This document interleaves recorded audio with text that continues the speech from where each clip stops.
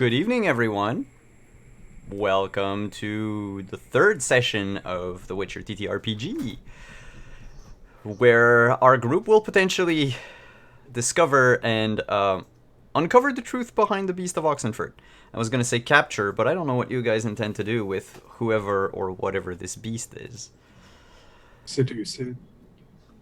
That's a thing that exists as a skill. Let's see if the beast is willing to be seduced. Speaking of seducing, why don't we introduce ourselves, and we'll start with our resident bard, Lauren. Tell us who you are, who you're playing. Well, hello. I am Lauren. I'm playing the resident bard, Ilona. Sorry. I have to admit, I said everything in the intro. You did. You said all the things, but that's okay. I'm bad. Well, what's your race? Oh, I'm an elf. See, I didn't say that. Next Yeah. up, her traveling companion, Steven. Hi everybody, I'm Steven. I'm playing a knight from Nilfgaard, Kahir Caradwin Diffrin Bitweir. Almost did it. got it that time. It never gets less impressive. Yeah. It just gets more impressive that you just keep going. Cool. Thanks. And right below Steven is Jillian. I was going to say the class and everything again. Hello! Hello! Hi, I'm Jillian, and I am playing your friendly neighborhood witcher, Ariella! Yay! I'm not this bubbly as a witcher, just my personality. And I have Hakoko! And last but not least, who used to be Ariella's companion. We traveled together for a while. Look, you Yeah. know what? I'm just gonna take a sip of my Business mezcal. partners. Don't make me bring out the music. The sad music. Hi, I'm Manny. I'm playing Idruk. I'm a mage. Originally from Aedern before it was taken over by Nilfgaard. And I'm Simon. I'll be DMing tonight's game, and I will not be doing the recap. I'm going to let one of you guys do it. What do you remember happened in our last session, Pupper? Street Pupper! There was a dog. No. So after our first session encounter with some drowners, in which some of us went into the water, we went into a tavern. At what point Ilona decided immediately to get drunk, but not without flirting with Idrik first. And then I don't think anybody else. And then we talked to the locals about the Beast of Oxenfurt and found out that there was all of the men in town of Brennick had gone missing. And that they thought it was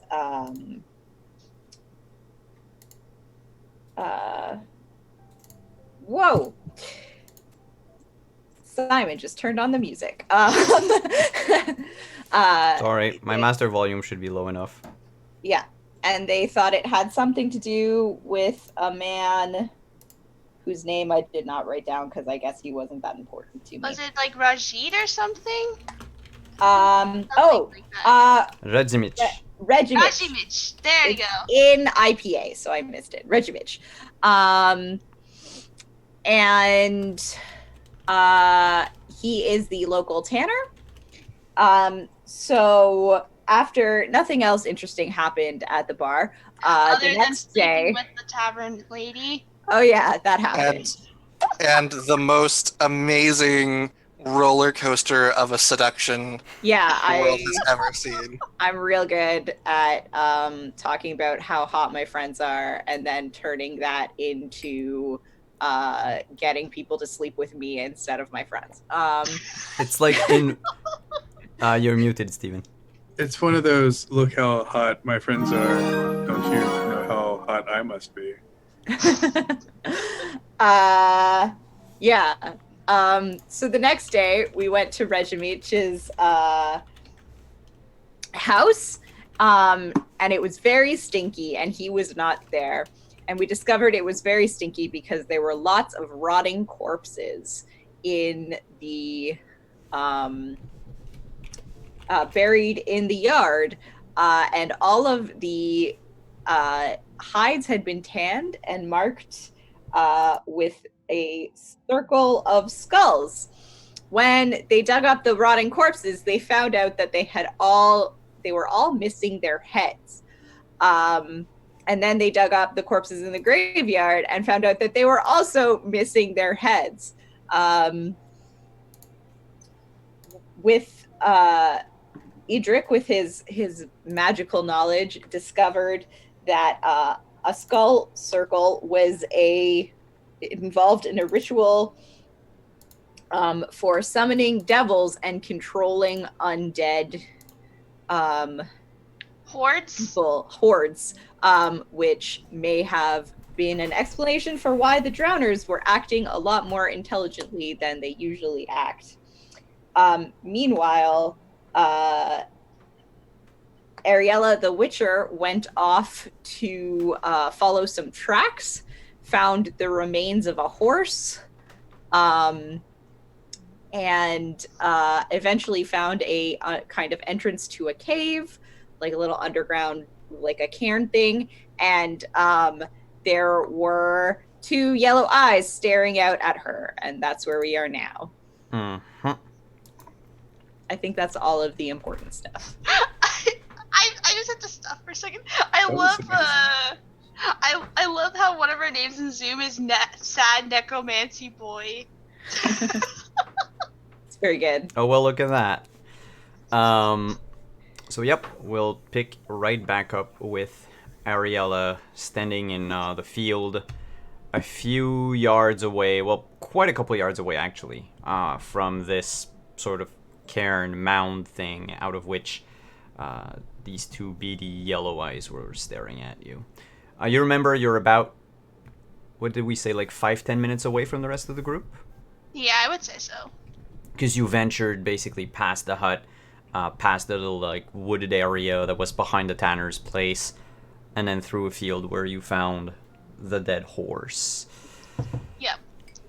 And figured that this was the merchant's family members, because it was there for it's like a week old. Uh-huh. I remember that very clearly. Yep. Now there are eyes staring at me. Do I see these eyes staring at me? Oh yeah, you do. Oh, I do see them. Yep. I'm guessing they are not humans eyes. Because you're able to see them from this far away, this is clearly not human. Yeah, I had a feeling. Or animal, actually. Yeah, so this ain't normal. This is a monster. Yep. So I got 2 eyes staring at me. Okay. Is there anything very odd about the eyes? Do they look undead or devilish in any way? You could make a Witcher training check. Okay. To see if you could glean any information as to what creature had, like what type of creature can have like yellow eyes like that. Okay. 24! That is a lot. Let me get to my page. Yep, you recall with the distance between both eyes, the estimated height at which they stand right now, you figure it's probably humanoid in shape, probably crouching at the moment, trying to maybe spy on you. The creature, whatever it is, probably believes it's hidden from sight.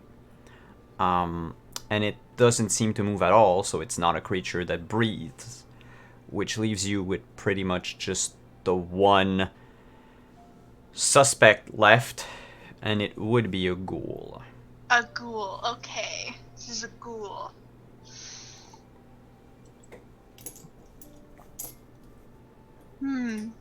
I'm gonna have to remember this. There is a ghoul in this cave. So it doesn't know that I can see it. It doesn't seem to know that you can. Or if it noticed you looking at it, it's not making any movement. So it's just, so it doesn't look like it wants to attack. It's just staring at me. Yeah. Okay.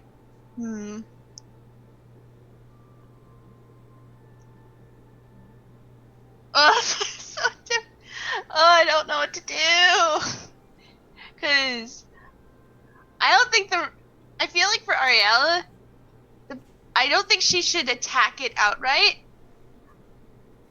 I think for now she's gonna she's gonna try and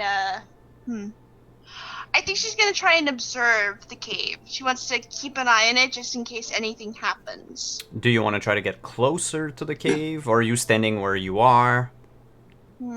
Like, describe to me how you want to stake out this place. I wanna go to. I don't want to like go closer to the cave. I just want to keep an eye on the entrance to see if anything goes in or out. So I want to make it look like that I'm walking away so that I don't raise any suspicion. And I'll go into like a nearby brush or bush that's kind of out of sight, but I can still see the cave entrance. Alright. As soon as you turn your back on the cave, even for a moment, when you peer back, the eyes are gone. It seems like it probably saw you coming and then stood to watch, and when it saw you turn around and leave, it probably slunk back in the darkness of the cave. You also know with your Witcher training check that ghouls, aside for like when they feel very comfortable, will not go out under the sunlight.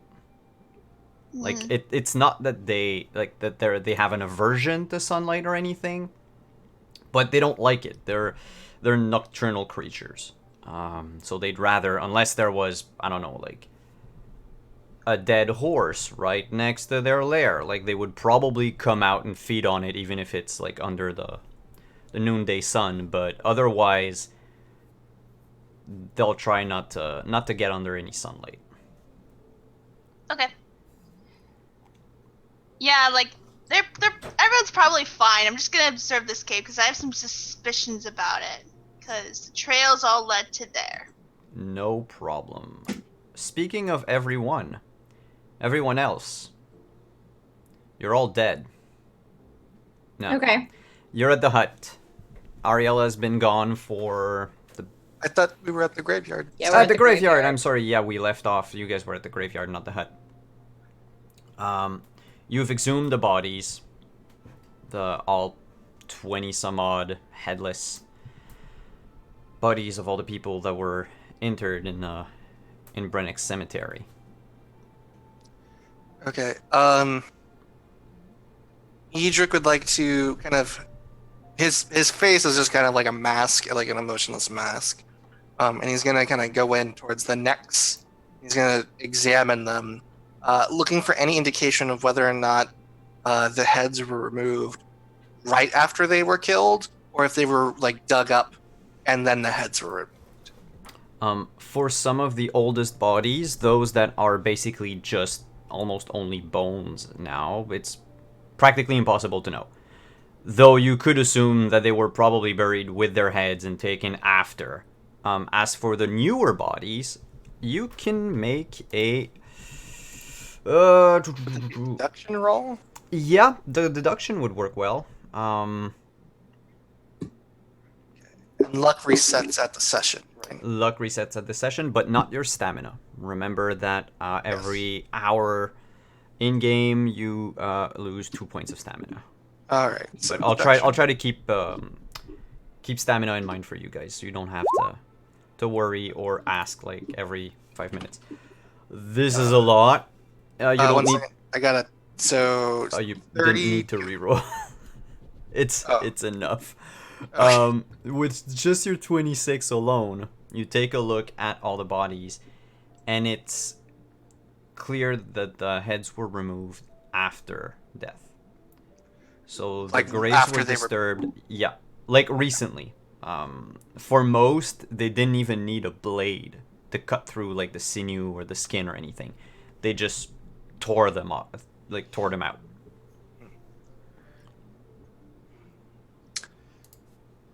Interesting. Look here, Ilona. Do I have to? I suppose you don't have to if you don't want to, but they were not killed for their heads. You can see here, and he just kind of like lifts up one of the necks and is holding it towards her. She turns her head. There's no chipping on the bones. There's no tool marks. I'm just gonna puts it down. Must you defile their bodies? Defile? They're already dead. Yes, but they've been messed with enough. Can't we leave them at rest? Yes, please, Idrik. If this isn't going to solve our problems, then maybe we should just wait to see what Ariella has found. Very well. I don't think there's anything more I can learn from them anyway. We should begin the process of reburying them. And then he's just going to start dragging one of the corpses back to the big pit. Or if they're still in the pit, like if they just dug around them, he'll start grabbing a shovel and scooping it back in. Yeah, I assumed you dug around them, like to expose the bodies, but you didn't move any of the dead bodies outside of the hole, aside maybe from the one that you tried to show Ilona. Reburying everything, just like digging them out, is going to cost you 2 points of stamina. Okay. To whoever wants to help. I know there were a few peasants that were also helping you out. Ilona is still not helping because she is still very upset at everything this whole day. It's been an upsetting day. Okay, here will help. Alright, you can deduct 2 points from your stamina, and this takes a good... If it took about a half hour to dig them out, maybe like a 10-15 minutes to bury them back. And by this point, it's been over a half hour since Ariella left the group. Actually, Ilona, she doesn't help, but she does start singing an elven funeral song Oh, okay. while they're reburying them. But anyway, it's been a half hour since. Mm-hmm. Yep, that me. And she isn't back. She hasn't come back. Do you think we should go look for her? I don't think so yet. Didn't we leave that one townsperson, like up at the tanner's place? At the Tanner's place, yeah. For a gold crown, he is waiting until evening for her. But he hasn't come to warn you of her arrival or anything. Right. Ari is headstrong and often moves at her own pace. She is not one to dance with the music. If you catch my drift. I'm sure she's fine. If she doesn't show up in another half hour, then maybe we should check. But remember, she is a witcher. She leaves few tracks, and those she does leave are usually death. All right. What should we do then?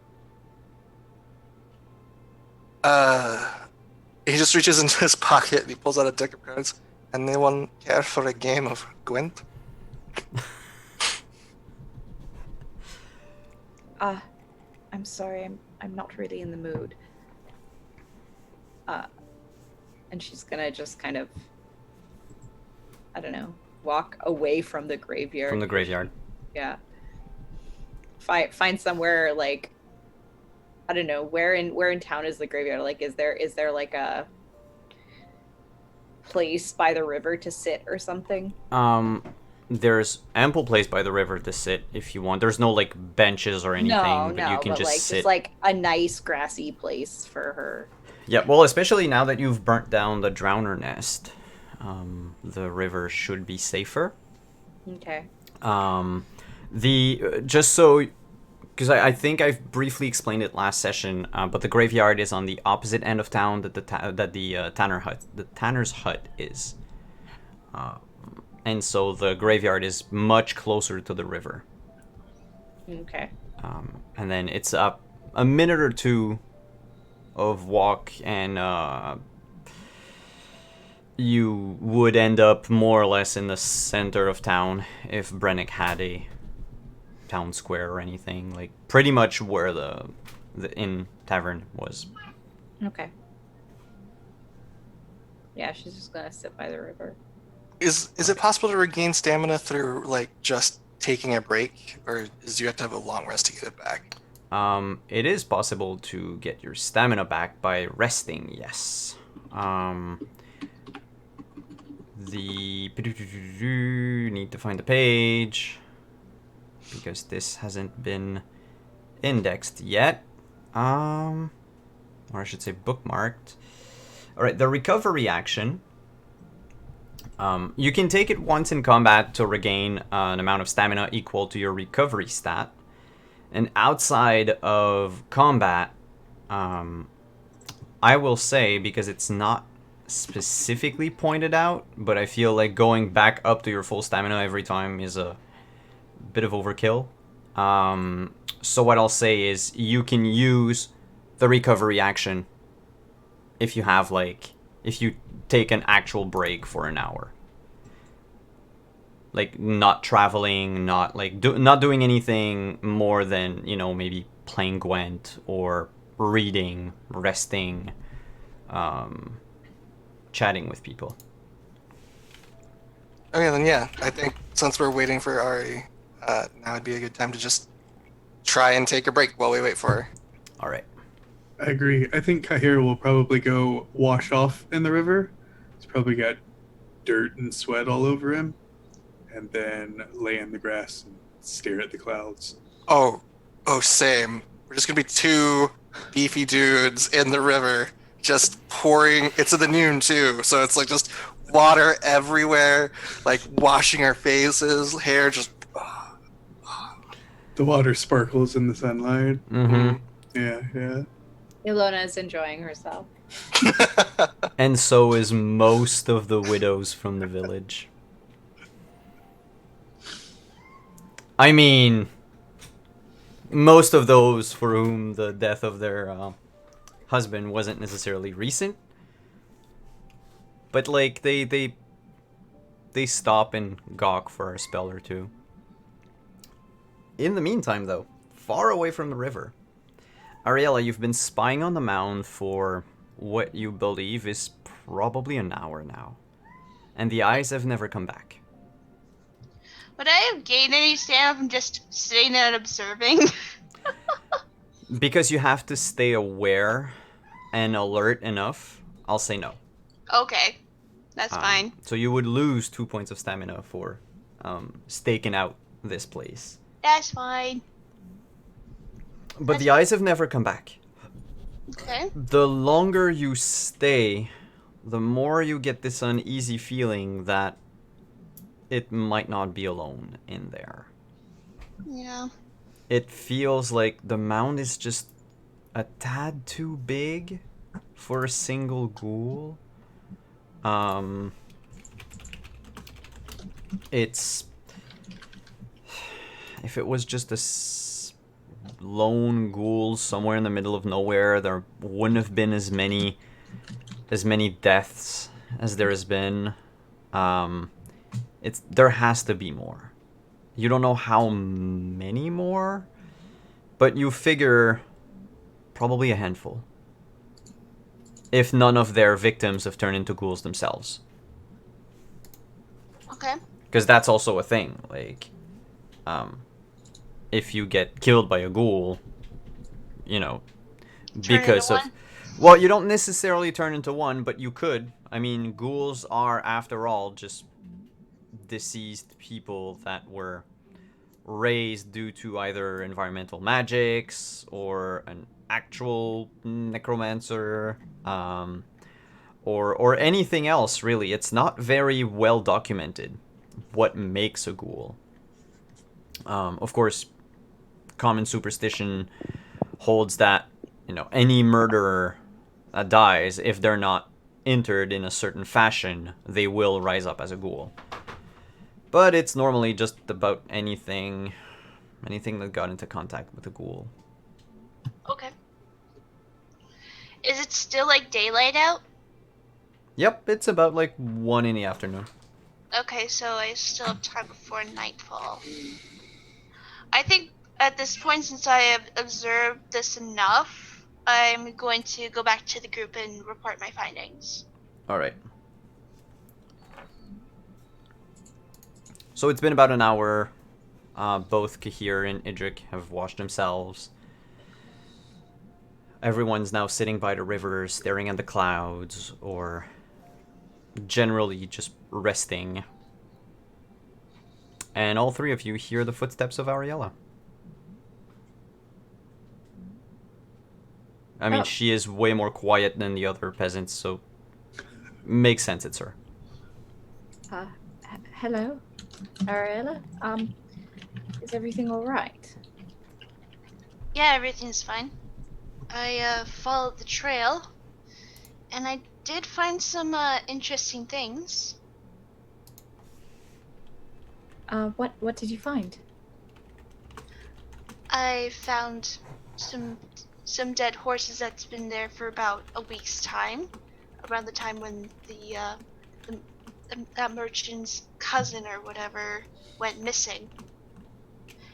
And as I looked further in, I found a interesting cave where two eyes of a ghoul were watching me. A ghoul. I decided to observe it for a bit to see what I could find, and it did not seem like a kind of cave that would hold just one ghoul. Oh, dear. Do you think this is the source of this? Where this necromancer or all of these undead have been coming from?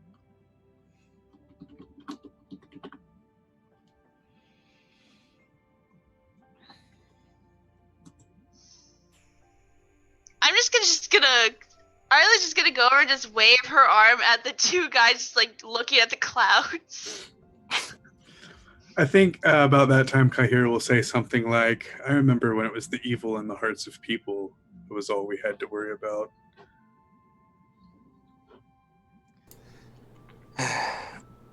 Well, if there's no other tracks, Ari, it seems like this, at the very least, is the best lead that we have. The question is, do you have the potions that you need for this encounter, or the oils, or do we need to make a stop? Give me a second. I'm looking. I know I don't wrote remember this. which I potions wrote you- this down somewhere. I think I wrote this down, didn't I? But Yep, I think it ought to be maybe in your equipment. Equipment? Okay. I apologize. No, it's okay. Because there isn't any room for recipes anywhere. Yeah, I know. Um, Why did I not? I thought I wrote all this down. What my stuff was. I guess not. It's not in your spell book either. Mm, Is it in your old character sheet? My old character sheet? I It don't might be on think the old so. one. Um, Let me check. I might have notes. Something noted down. You have insectoid oil. yeah, I have insectoid oil, and I have black blood, and where's my potion thing? I put up a lot of potion things. Yeah, but for potions, I have swallow and black blood, but I think for the decoction, I think I had noon wraith. Yep. So I know how to make swallow, which would probably come in handy for health potion for me. But black blood's a little more difficult to make. Kahir will take this opportunity to put his armor back on. Oh yeah. Yeah, I think that's the best option. What type of armor do you have, Kahir? I forget the names of it. Just the plated gambeson and plated pants. Okay, so it's not. I thought for a second you had like the full plate armor, because then you would have needed someone to help. Right. No. But yeah, you can definitely get your armor back on. Swallow, as far as you're concerned, Ariella, is it takes, what is it? Purple, gray, and like green. Greenish yellow. Yeah. That's what I call it, greenish yellow. Let's see. And those are Swallow. You need vitriol, vermilion, and quibrith, or however that's supposed to be pronounced. Quibrith? Cubrith? Cubrith? Cubrith. I don't know. And no, it's not cubrith. My bad. It's vitriol, aether, and calum, which can be found in a bunch of stuff nearby, probably. So it's ingredients I can find quite easily in the area. Edric is still looking at the clouds on his back and says out loud, let's see. Swallow. You'll need the dwarven spirits, celandine, and drowner brains. We killed drowners yesterday. Celandine should be everywhere.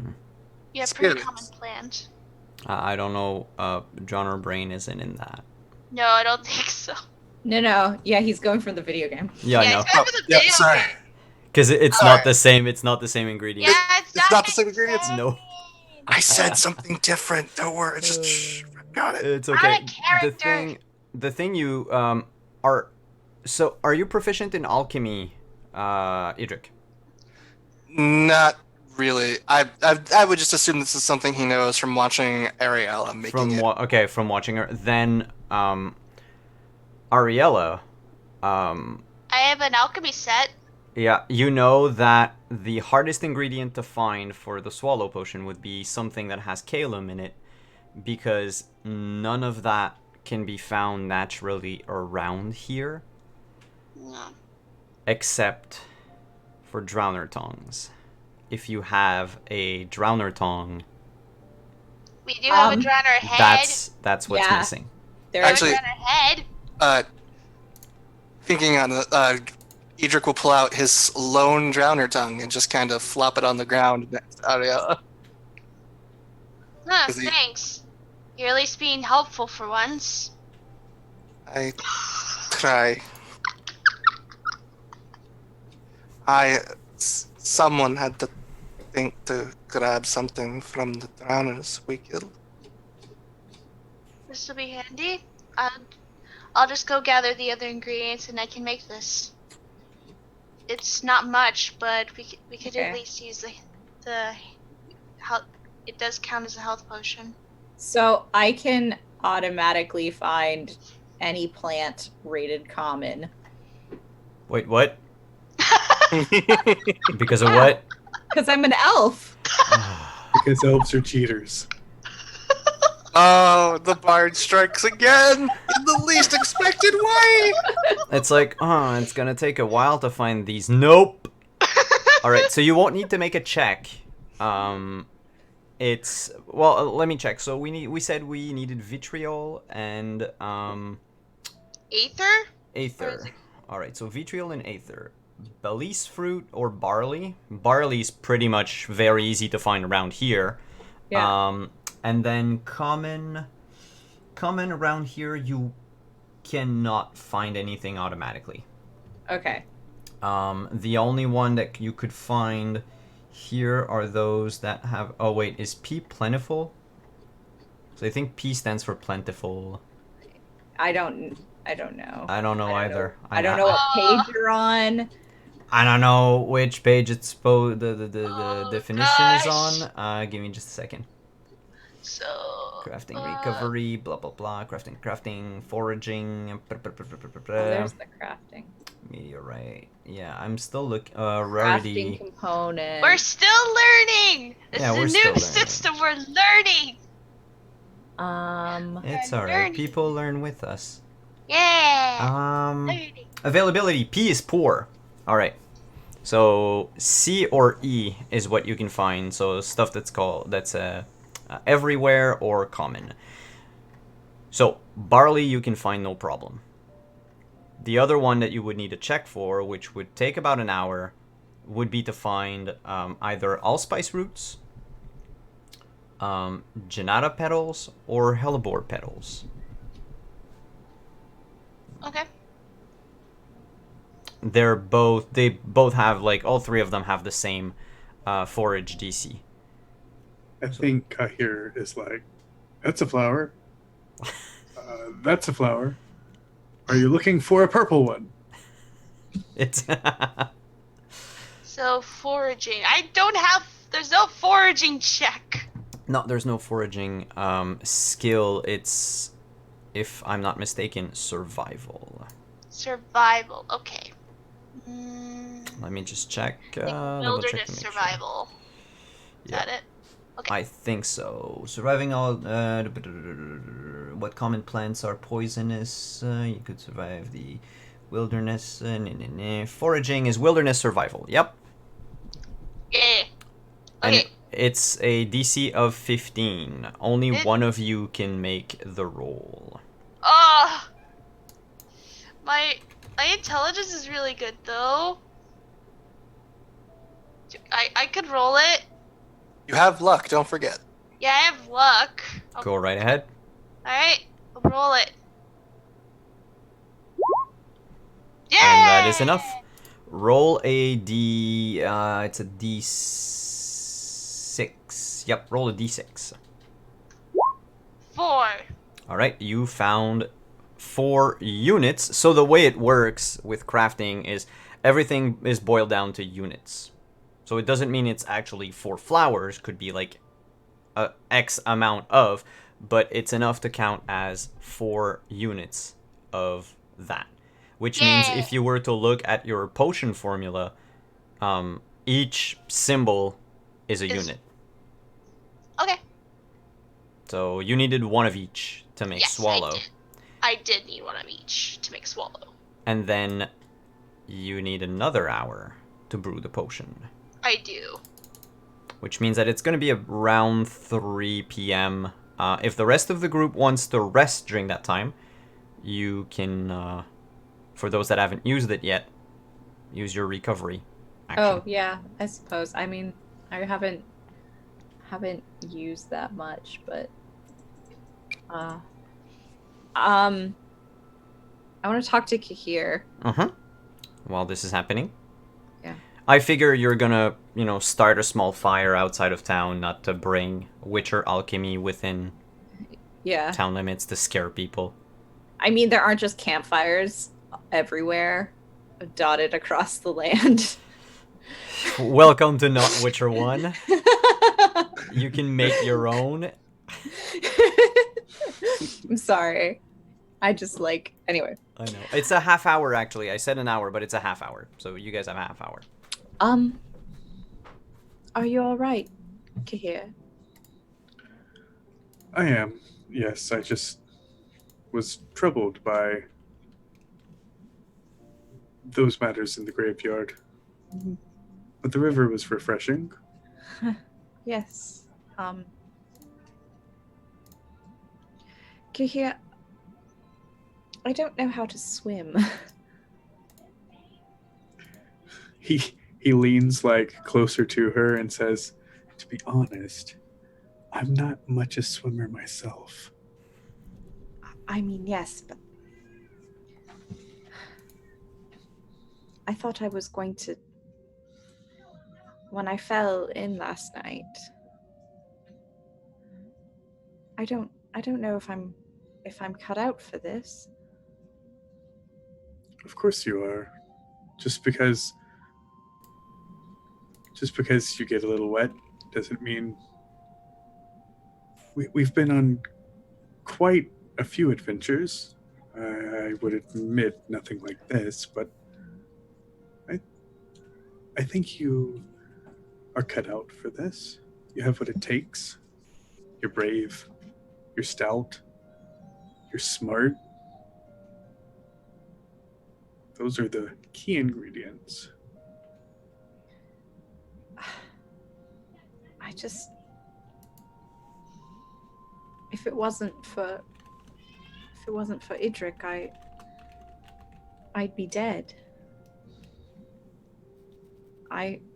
It wouldn't have even been the drowners. It just would have been my own ineptitude.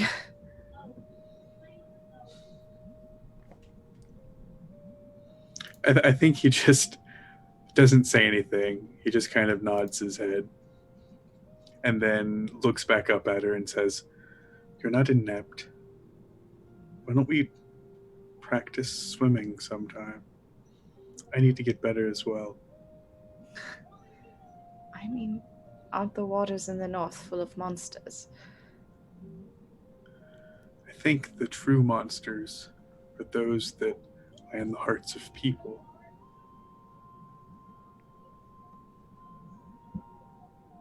If it weren't for those evil necromancers, there wouldn't be ghouls.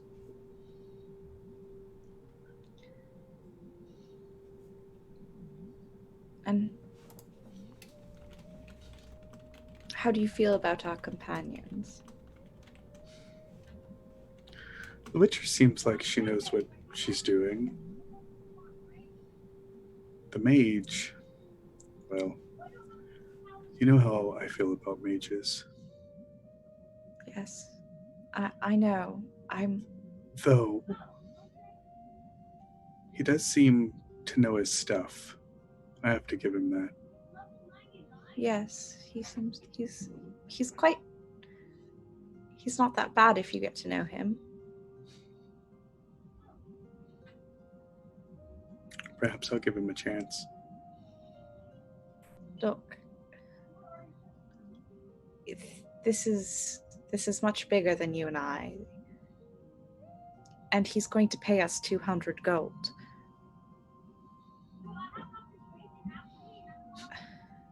I guess for 200 gold, I could try a little harder. I think that might be best. It might make it more pleasant, at least, until we're done. True. Not only smart, but you're wise as well.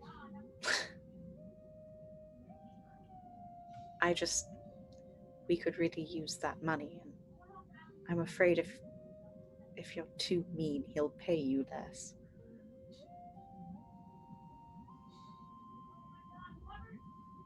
I get what you're saying. I'll behave. Good.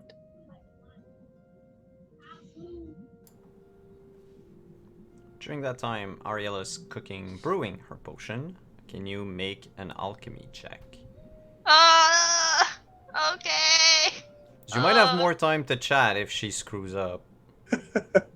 Yep. Well, much more time to chat if I screw this up. The DC is 16. That's the number you have to I beat. know. No! You can spend luck. Yep. I don't only- know how many luck points you have. Can I spend like 4 of them? Mm-hmm. Yeah. That's Yep, 4 so of I them have gone. 1 left. There you So go. I barely pass. So you made the potion. Yay! Congratulations. Yay!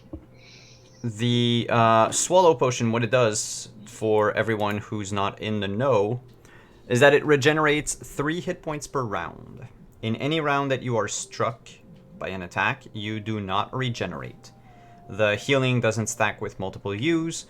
It lasts for 20 rounds, so if you're not hurt for 20 rounds total, you would end up regaining a total of 60 hit points.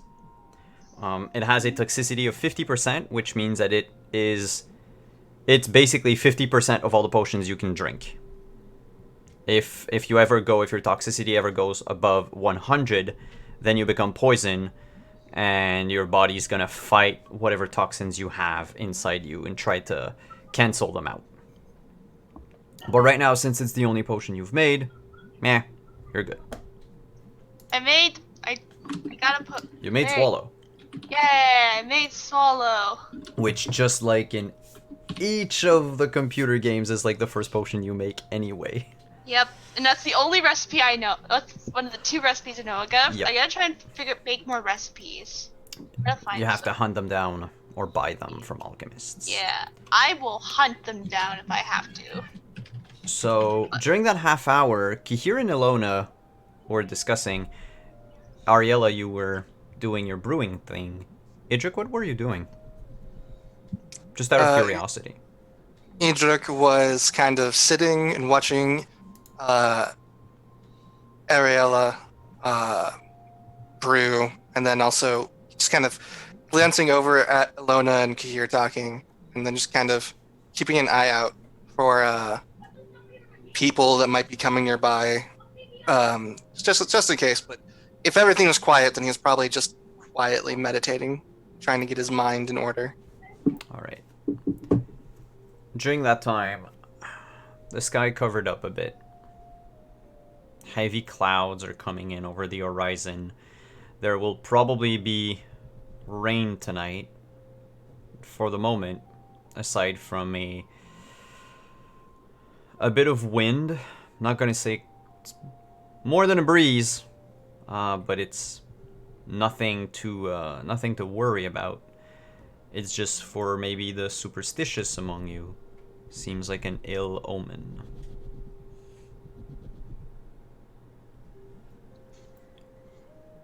I don't think we should delay a day. I don't like the idea of going into the cave this close to dusk, but every day we wait is another day closer to the completion of circle. I think we should get some torches and go. I can go buy some. I have some crowns. I can just go get some. The folk in the village. Oh, yep. Nope. No, good. Idrik was just gonna say, are there any objections? And kind of gives a look over to Kahir. I think from his silence, everyone can tell he's objecting, but he doesn't say anything. Ilona will just like put a hand on his arm.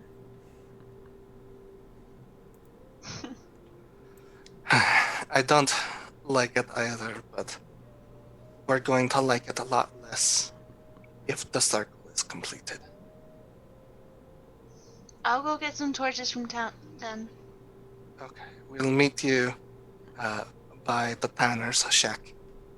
The villagers should be burning corpses by now. Alright.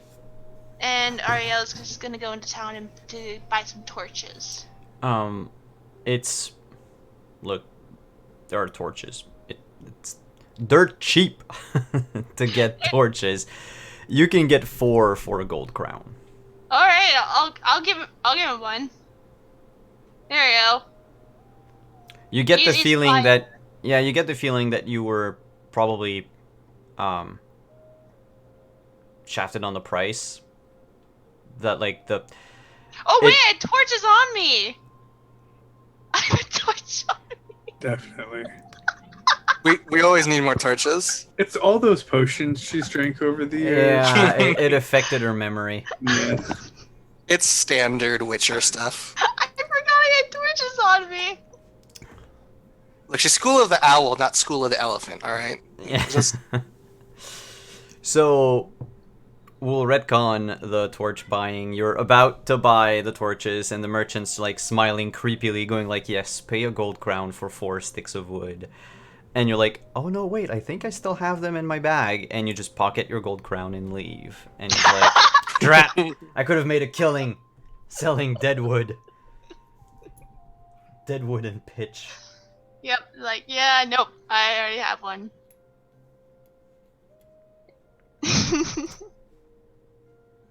Yep. You've got your gear.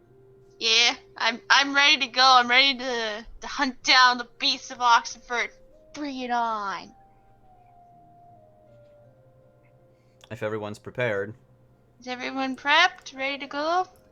Where were yeah, as we're just kind of walking, taking a couple steps, Edric's gonna kind of pull Ariella aside. Say, Adi, I wanted to say,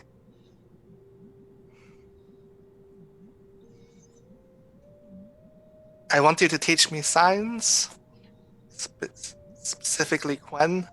I think it could be really useful. I'll pay you for your time for tutelage. We can talk about it after this is over. Right. Be careful. Same to you. And she'll keep walking.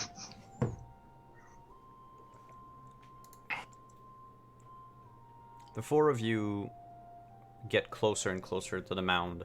You've passed by the place where Ariella found the dead horse, the broken swords, the arrow shafts. And you can see, in the distance, you can see this like amalgamation of rocks and moss and grass and dirt. And that opening that she mentioned, which is wide enough. As you get closer, you notice it's wide enough probably to let a person crawl into it. Or at least, if they're on all 4s, they can walk in it. The interior might be bigger, wider, you don't know. But it's one at a time to get in. You notice also that the mound is close to a bend in the river that is nearby. And that is about it. The top itself is... There's like a couple field stones on top of it. It's not. It doesn't look like it was made by human or elven hands. It's probably just a natural formation that was dug out by a thing, maybe the ghoul. As you get closer, the stench of rotting meat assaults your nostrils. Lona covers her mouth with her perfumed handkerchief again. Same. And then with a heavy sigh, Kahir turns and says, "Light me a torch. I'll go in first." Alright, I'm gonna take out my torch. I'm gonna use Igni on it before Edric does. I just go, and it lights up, and I just give him the torch. Here, Kahir, take this magically lighted torch. Kahir, you'll need to move a little quickly, but just in case something is waiting for you, I snap my fingers and I cast magical healing on him. He will regain 5 hit points per round every 6 seconds for 3 turns. That just kind of give you a bit of a push. Careful. As always. And Kahir bends down and slides in headfirst on his stomach. All right. As you do that, Kahir, and I figure since the spell doesn't last long, you wanted to get in before the end of the spell. Everybody else, can you make me a perception check, please? Or a spot listen? Is that the name of it? Awareness? Awareness. Ooh, so many games. So many games, so I little feel time. you. I feel you. Anyway, you all understood what I meant. Yeah. Yeah, Proud. 17. Oh, 17. 17. Hey, 17 crew. Oh, so close to 17, Lauren. I know. You all, do you all notice? Maybe not. Maybe Lauren doesn't. No, it's 16. All three of you notice coming out of, let's call it the back of the mound, there's this thin plume of smoke escaping from probably just like nooks in the mound. I set the whole thing on fire. But that's as you're walking in, Kahir, as you're crawling in, your torch isn't even inside the mound when they see the smoke coming out. You don't need Kahir to crawl that much to get inside. Just past the threshold and maybe like a foot or two after. And then you notice a sudden drop. About 4 feet deep. And in the light of your torch, you notice that this entire mound has been excavated like a burrow. It's been turned into a giant burrow. Some of the stones, the field stones that were on top of the hill, can be seen, or parts of them can be seen through what is now the ceiling.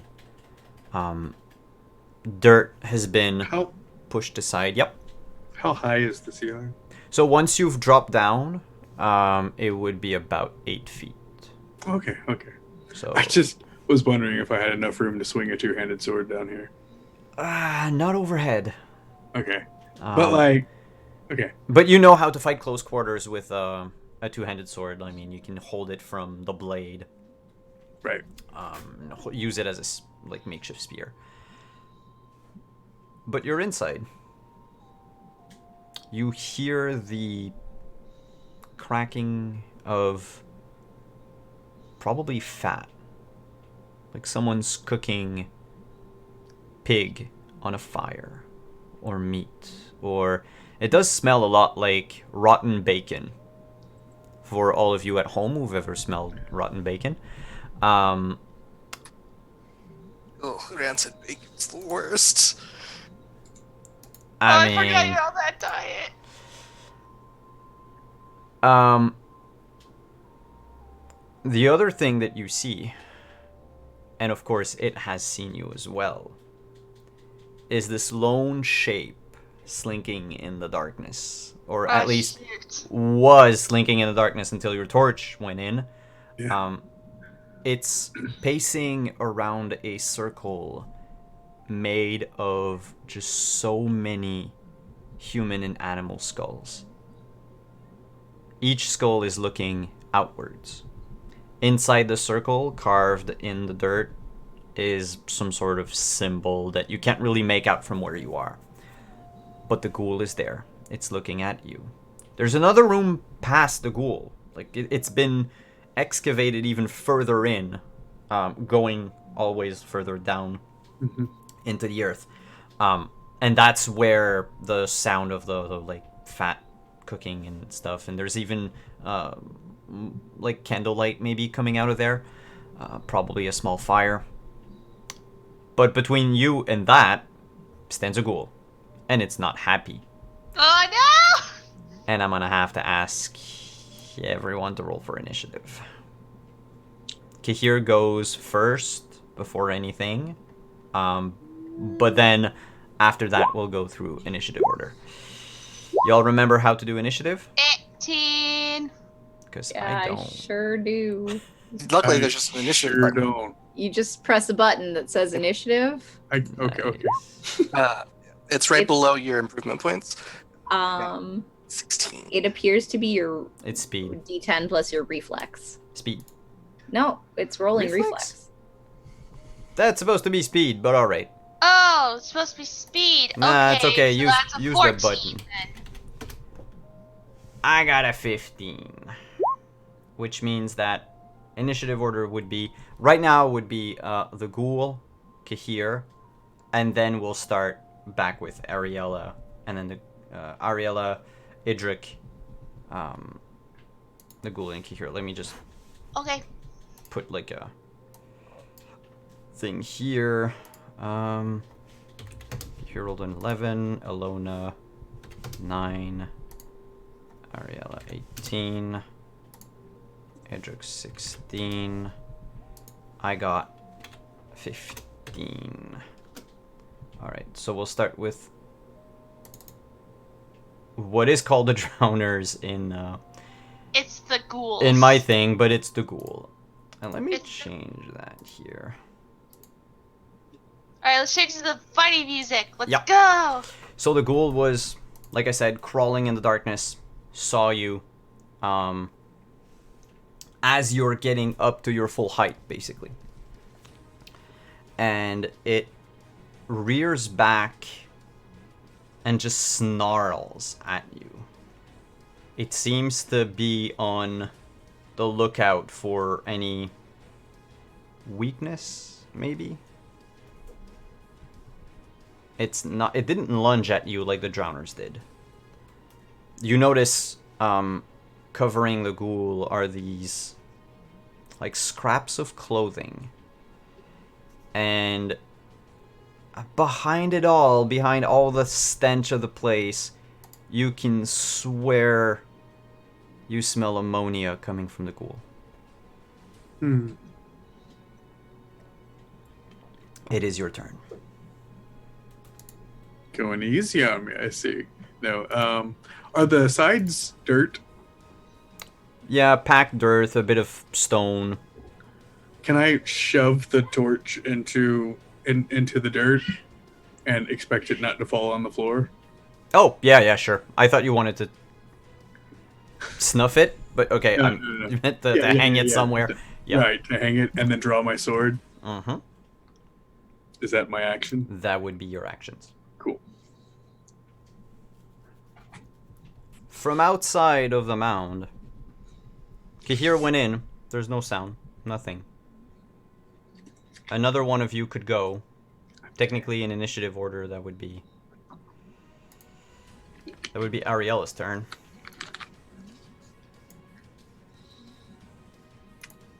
Sorry, the book does say initiative is reflux. It's acid reflux plus D10. No, it's reflex. Oh no, not acid reflux. I mean, it's the same for me, so like the number doesn't change. So okay, Yeah. the sheet has it had it right. You're muted, Jillian. Okay, alright. Sorry about that. But I'm gonna go next because I'm the Witcher and I know there are ghouls in there and it's not safe. So I'm gonna light up the torch and I'm gonna go in that hole. Alright, so by the end of your turn, same thing, you've crossed the threshold. You haven't gotten back up to your full height yet because you need to jump down, but you see below you, Kahir has his sword drawn, and he's facing off a ghoul. And when Ariella arrives, he says, "Careful, there's a ghoul down here." I obviously knew that. Kahir is master of obviousness tonight. Idrik. Do What do you- I hear call out that there's a ghoul? Like his soft stage whisper? Were you next to go in? Yeah, like, So if you're right behind Ariella, I'll say yes, you can hear it. okay, hearing that there's a ghoul in there, Edric would like to just slide in, like baseball slide in. Like launch himself feet first Unfortunately, into the hole. Ariella blocks the way. Unless you don't mind pushing her down, which you don't know how deep the thing goes. But if you were to tackle her, you could get in like super fast. That would still take up your turn, though. That's the thing. Edric is smart. He wouldn't do that even though I like the mayhem. No, instead, Edric is going to cast healing, magical healing on Ariella for her next turn. Yay! So you'll regain 5 hit points a turn for 9 turns. Ooh, I like that. I see how it is. I don't control the dice. Nope, the dice doesn't control. Dice controls us. We It's- don't control them. Magic works by the will of the user. That's a dirty, rotten lie of this system. Next would be the ghoul that won't stay just waiting for Kahir to make a move. You drew your sword, Sir Knight, and the ghoul got bored of waiting, and it lunges at you. It jumps over the circle, claws out, mouth open, bearing all of its like rotten fangs, like human teeths that have mutated into like these like wolf-like fangs. And it jumps on you. Can it make more than one attack? Only one, so it's going to try to bite you first, which is going to be a melee check for me. I think I wanted to parry. You can certainly try. It's a going to be unopposed. In your case, I think it's sword check. Yeah, with a -3. Yeesh. Do I just hit -3 for modifier? Yeah, that would work. Okay. Plus Boo. plus reflex. Oh! I also have a 14. Technically, it means I would succeed. Okay. Unless you want to spend a Nah, let's see what happens. Sure? Yeah. Alright. Let me roll a d10 to check where I've hit you. That would be a 7. Right in the groin. Hit locations are on page 120. 120 what? I need to remember that. Just a quick second. So 150. I was so close. Alright, 152 for all our combat needs. A 7 is your right leg. Oh no, your leg! But that's okay, because it means that you will take half the damage it's going to deal. Okay. After your armor. Yeah, okay, cool. So I roll the damage, you remove whatever your armor, like the stopping power of your armor. And then after that, everything else. By the way, your armor only loses durability. And that goes for everyone if I don't do any damage. So if your armor stops the entire blow, then the armor takes 1 point of damage. Every object in this world has 10 hit points. Or some weapons might have something different, but for all intents and purposes, it's like 10. When you hit 10 damage on an item, it breaks. This stool So and that trebuchet, same hit points. it's just harder to destroy the trebuchet than the stool. Fair enough. That would be 13 points of damage, sir. Wouldn't that be half though, because it's for the right leg? It's halved after the armor. So what's your armor stopping power, Steven? I don't know. I'm bad at this game. It's alright. No. You didn't write it on your sheet? No. Oh And no. now I'm scrolling through the PDF trying to find it. It's alright. It's armored trousers that you have. What page is it on? Roughly. Oh, armor's before combat. Yeah. Yeah. Leg armor and shields is page 80. Thank you. armored on it. trousers stopping power is 12. So you take 1 point of damage Oh. Halved, right? to 1 point of damage, Which then you heal. which you will then heal. But wait. But wait, there's more. Wait, there's more. If I roll under 25, you bleed. You do not bleed. All right. Yay. So it's just, it jumped on you and starts gnawing at your right thigh, trying to get through the armor, and you felt like the prick of one of the teeth going through, like, I don't remember if armored trousers are like splint mail, but let's say it's like that, and it's I just... think it is. So it's like just off one of the plates, and it got through the gambeson and like into your thigh. It drew a trickle of blood, but you're like, could have been worse.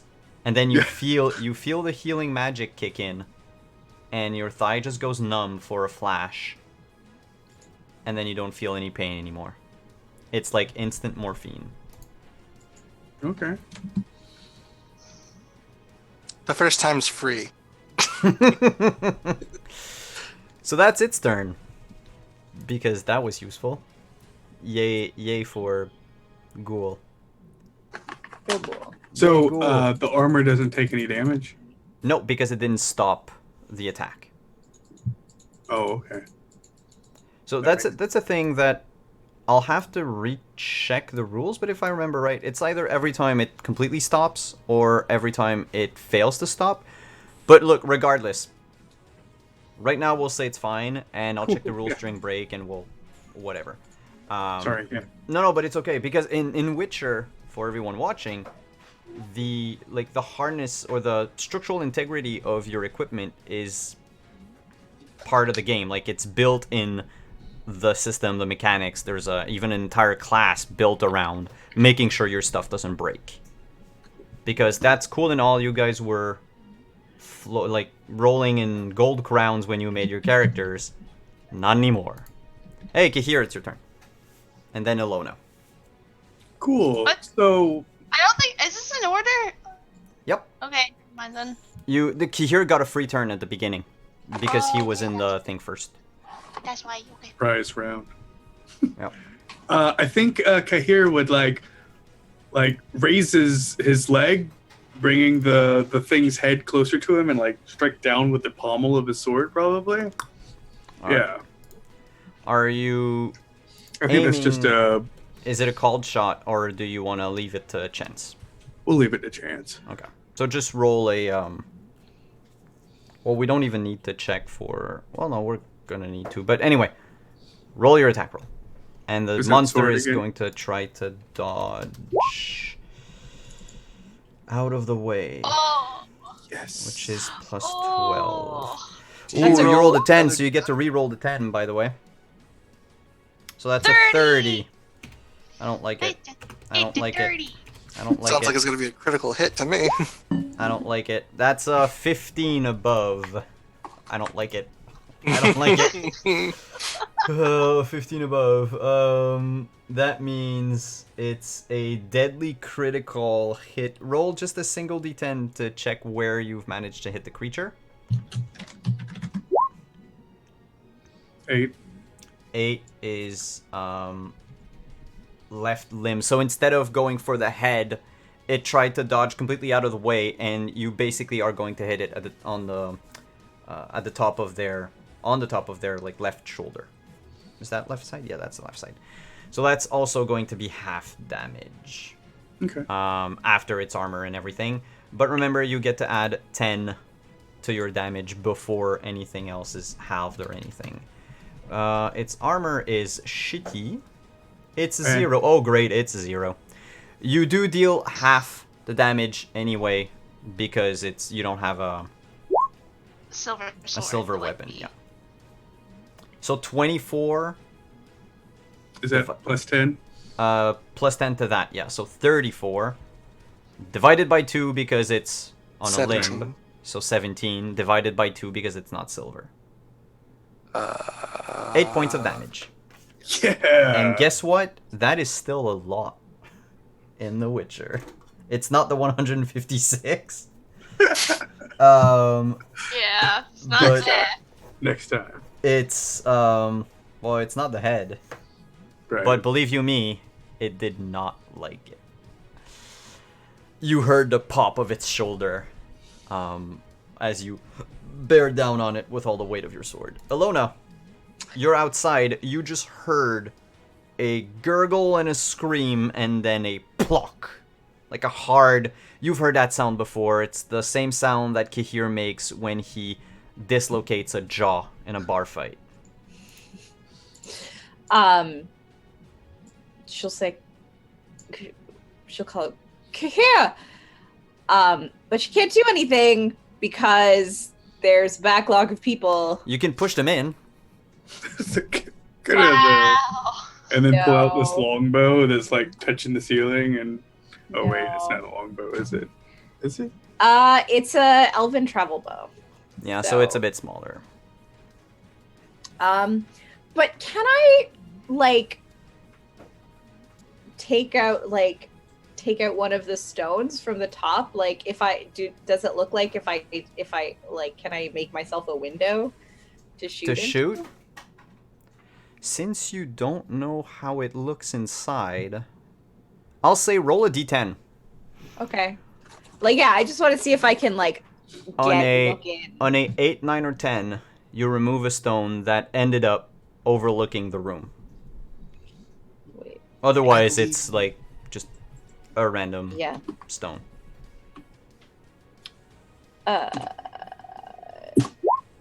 Ooh! So- Oh. You run up the mound, remove one of the, like it's a, twice the size of a football. Remove that stone, and there's like an opening about yay big. All right. Can But I it's shoot? just, it's giving just where All right. Kahir and the ghoul are fighting. All right. I want to shoot. Whoever you're gonna shoot at, which I suppose is the ghoul and not Kahir, Yes. they are going to have a +3 to their defense roll. Okay.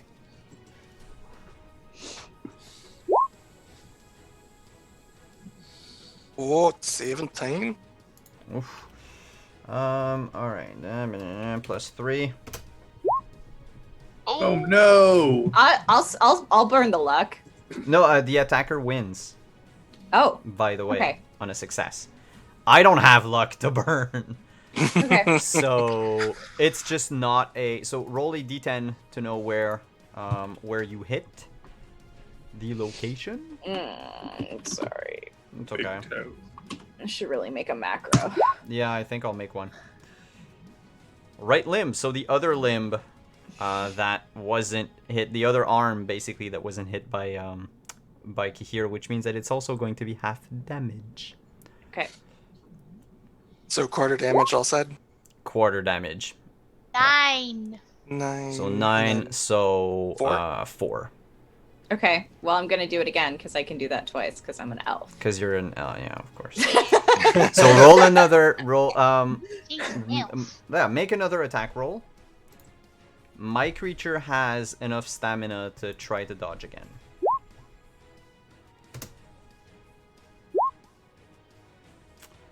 I will That's a not 20. burn. Unless you want to burn 5 luck points. No, I don't want to burn that many. I Alright. don't have that much luck. I burned 4 just for a potion. Luck as a dump stat. Yeah, and then Idruk was like, here you go. My touch is better than what you spent a half hour doing.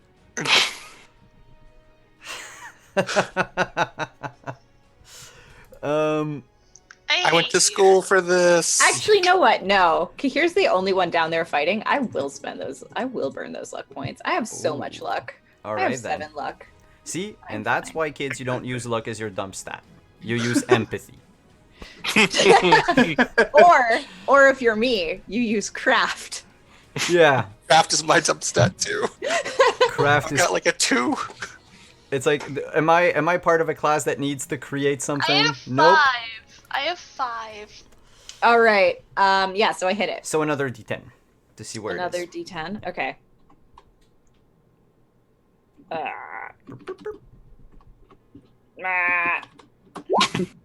2, straight in the torso, regular damage. Go right ahead. Yay. 14 halved. The ghoul, as you're fighting it off downstairs, Kahir, you just hear the quick release of 2 arrows. One of them embeds itself in the ghoul's left hand, and the other one hits it square in the middle of the back. And it roars in pain, and you swear you heard another cry come out of the room in the back. Oh no. It must have disturbed something. But you don't really have time to know or to ponder about it, because it's Ariella's turn. Yes, We forgot our my plan, turn. everybody. I still this ghoul is still on his leg. All right, so Yep.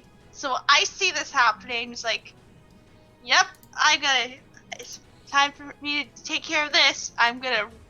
Will it take an action to roll off from this and fall into the pit?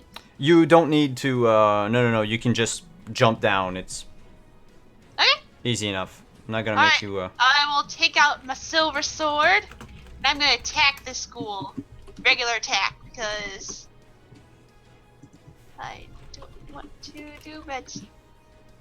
Okay. So I guess it's just swordsmanship that I have to roll for this? yes. Okay. Swordsmanship-less reflex. Swordsmanship reflex? Yep. Okay. I'm gonna attack. Do a regular attack on the ghoul. Alright. Yeah! It's going to burn another point of stamina. Jesus. You hit. Yay! You barely hit, but you hit. I barely hit, but I still hit. And now I have to go over to a different section to get my damage. Just roll a d10 first A D10? Okay, Yeah. okay. I can do that. to know where you've hit. 5. That's in the dislocated arm. So that's gonna be half damage. I figure you're hitting with your silver sword. Yes. So silver sword is 3d6 plus your melee bonus. Okay. It says an extra 3d6. So it's 4d6 plus 2. I don't think it's extra. I think it turns into 3d6. Let me just Really? check real quick. Yeah. Okay. Alright. Just so we make sure. Silver. Long range meteorite, armor piercing, blah blah blah. That's not the one. That would be in the Witcher part of the book. It probably would be. Witcher swords, silver 3d6, silver damage. Yeah, so it becomes 3d6 Okay. if the then. creature is weak against silver. Okay. So instead of a d6 plus 2, it's straight 3d6 plus whatever your I think if it's you a have- 3d6 plus 2. yeah, you might have a melee bonus A melee to bonus? damage. Give me a sec. Okay. Bonus melee damage. That's my. I yeah. have 0 in melee. 7, 8. No, it's okay. So it's 3d6 plus 2 in this case. Oh. Okay. 17. 17 halved to 8, but 8. that is enough to kill the ghoul. You just tumble down the 4 feet drop as you drew your silver sword, flipped it around, and just finished off the ghoul. And that's where we're gonna take a break as you hear a gurgle coming from the other room. Okay. See you guys in a couple minutes, like 5 probably. Hey, we're back. The ghoul is dead, and there's this coming out of the other section of this lair. The skull circle is undisturbed in the middle of the room. Is everybody all right? I think we're doing fine. Just gives a thumbs up. Idric will enter in to the cavern at this point. Mm-hmm.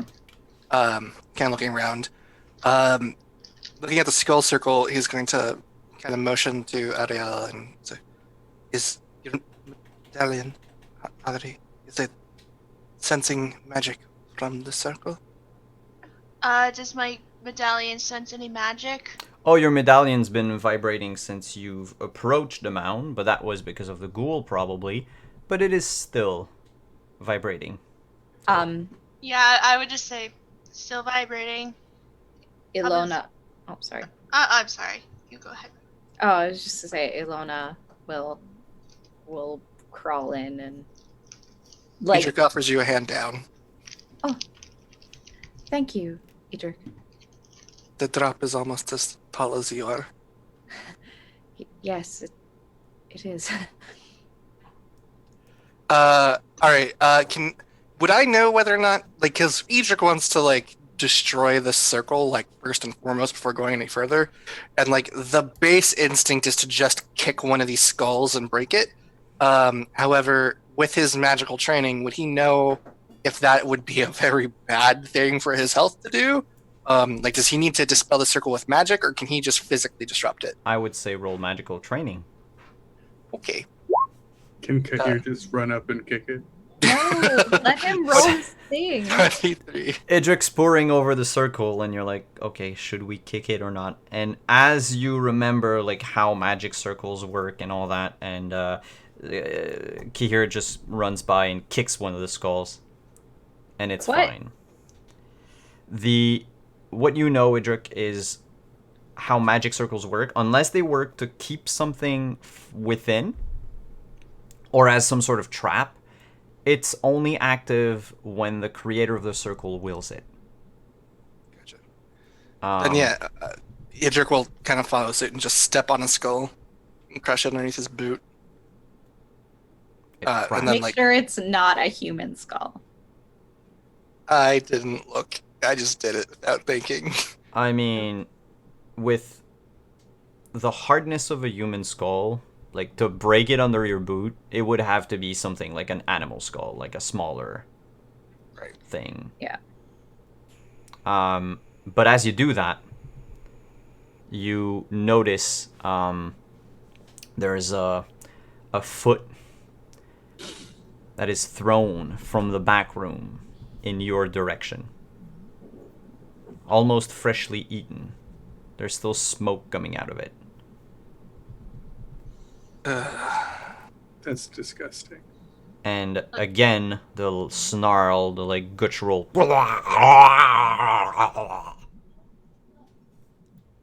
Whatever is hiding in that other room where the light comes from seems to be sentient enough to be able to threaten people.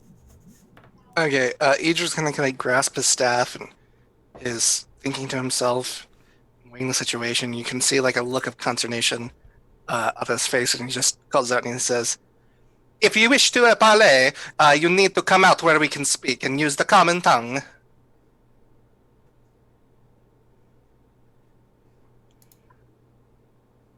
And out of the other room comes this hunched figure of a stark, naked, fat, elderly woman with the forehead covered in warts, Oh god, it's a hag. pointy ears, and a crooked nose. I attack it. Long... Let me finish my description, please. A long green tongue, and it has, like, decaying bodies stacked upon it to just accentuate the hunch. Before Kahir lends a blow, it lashes out at Idric with its tongue. Ugh. That was its surprise attack. Surprise attack? Oh, it's even worse now. It was bad before, but you made it worse, Steven. Alright. I'm gonna ignite this person. Well, Okay. first of all, let me kill Idric first. No! So do I roll dodge to? Do you want to try to dodge? Yes, I would like to not be struck by this gross hag tongue. So you can certainly dodge it with your dodge skill. So that's that. Okay. So your roll is a 23 to dodge? No, that was your old roll for the Yeah, that's magical that was my missile. old roll. I was just wondering, do I roll before you or? No, I'll roll first. Okay. The number to beat is 20 because I rolled like crap. Okay. I will spend a luck point, I was gonna say. and yeah, there we go. You, at the very last moment, move out of the way. You see the tongue in its like full sharp, hook-covered glory. It's barbed, and it whips like a whip. You even hear, all four of you hear the like sound, and then as fast as it came out, the tongue goes back into the creature's mouth. Doesn't look like it wants to parlay. Ariella, Karir, keep to one side of it, so that way I'm free of fireballs. Ilona, stay back. And let me roll for initiative.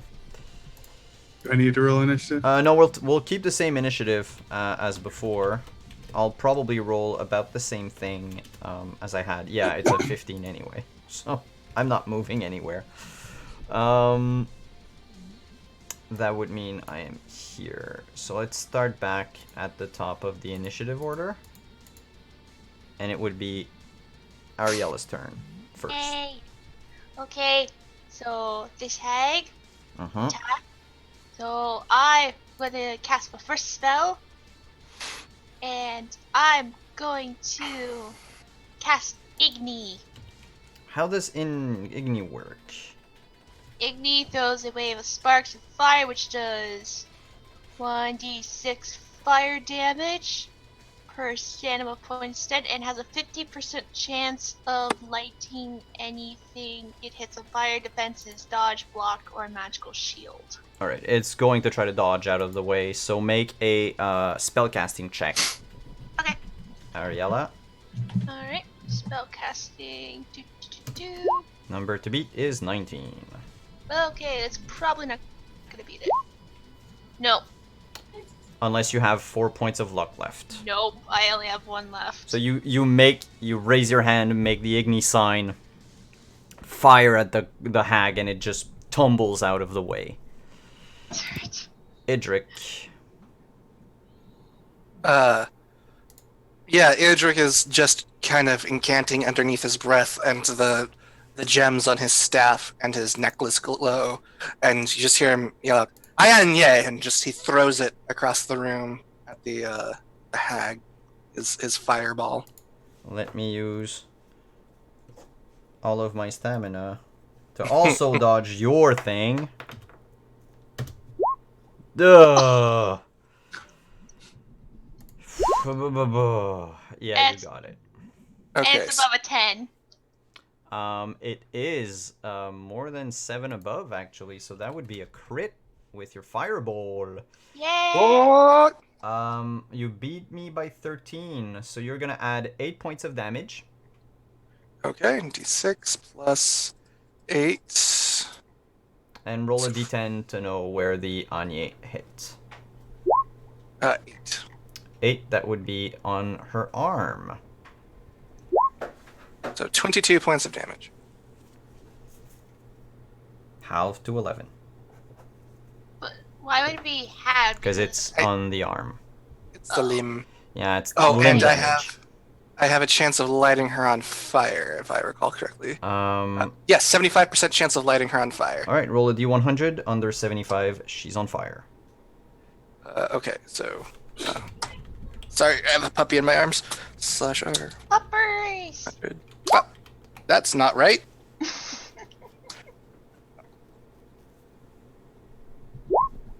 21. Caught on fire. Yeah! So as we mentioned before, being caught on fire deals 13. No, not 13. What am I saying? It's 5. So 2, 4, 6, 8. 8 plus 5, that's 13. 13 plus 15, that's 28 points of damage at the end of her turn if it doesn't find a way to put the fire out. Hey, that's my turn. Is it intelligent enough to... Okay, yeah, it's intelligent enough to stop, drop, and roll. Hey, guess what? Stop, drop, and roll. I am not catching on fire today. So it's going to take its turn to pat itself down and stop burning. Opportunity! Go Kahir! Here. Yeah, here we go. So I'm rushing very quickly towards this thing, and I'm going to strong attack. Oh, the music stopped playing. Oh, yeah, that's okay.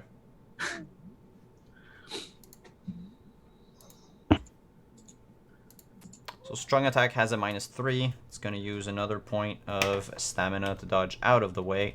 But I think she's prone if she has stopped dropping and rolling.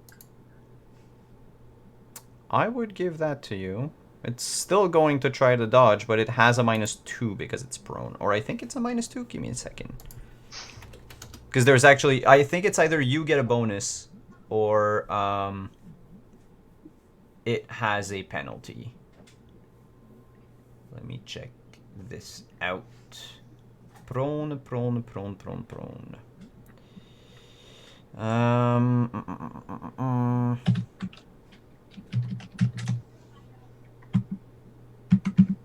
That is stun, stabilization, monster resistance.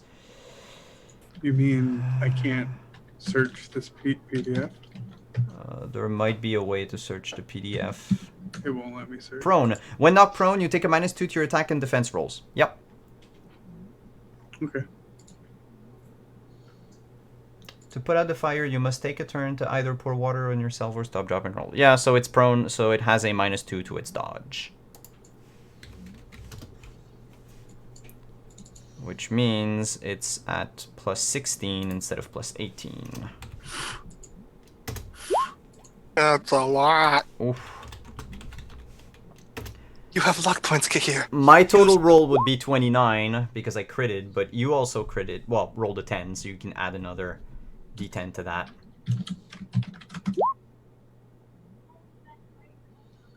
$29 against 29, you hit.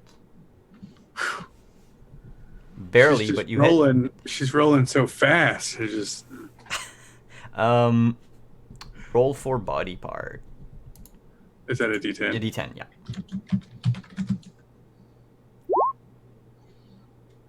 I don't get why my thing doesn't 7.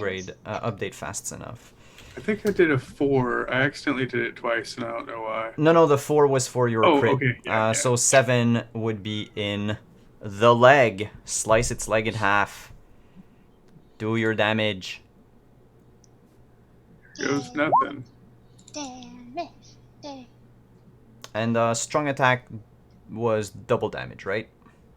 I think so. We have to look this up now. Yeah. Strong attack. Strong. -3. Double the damage against the opponent.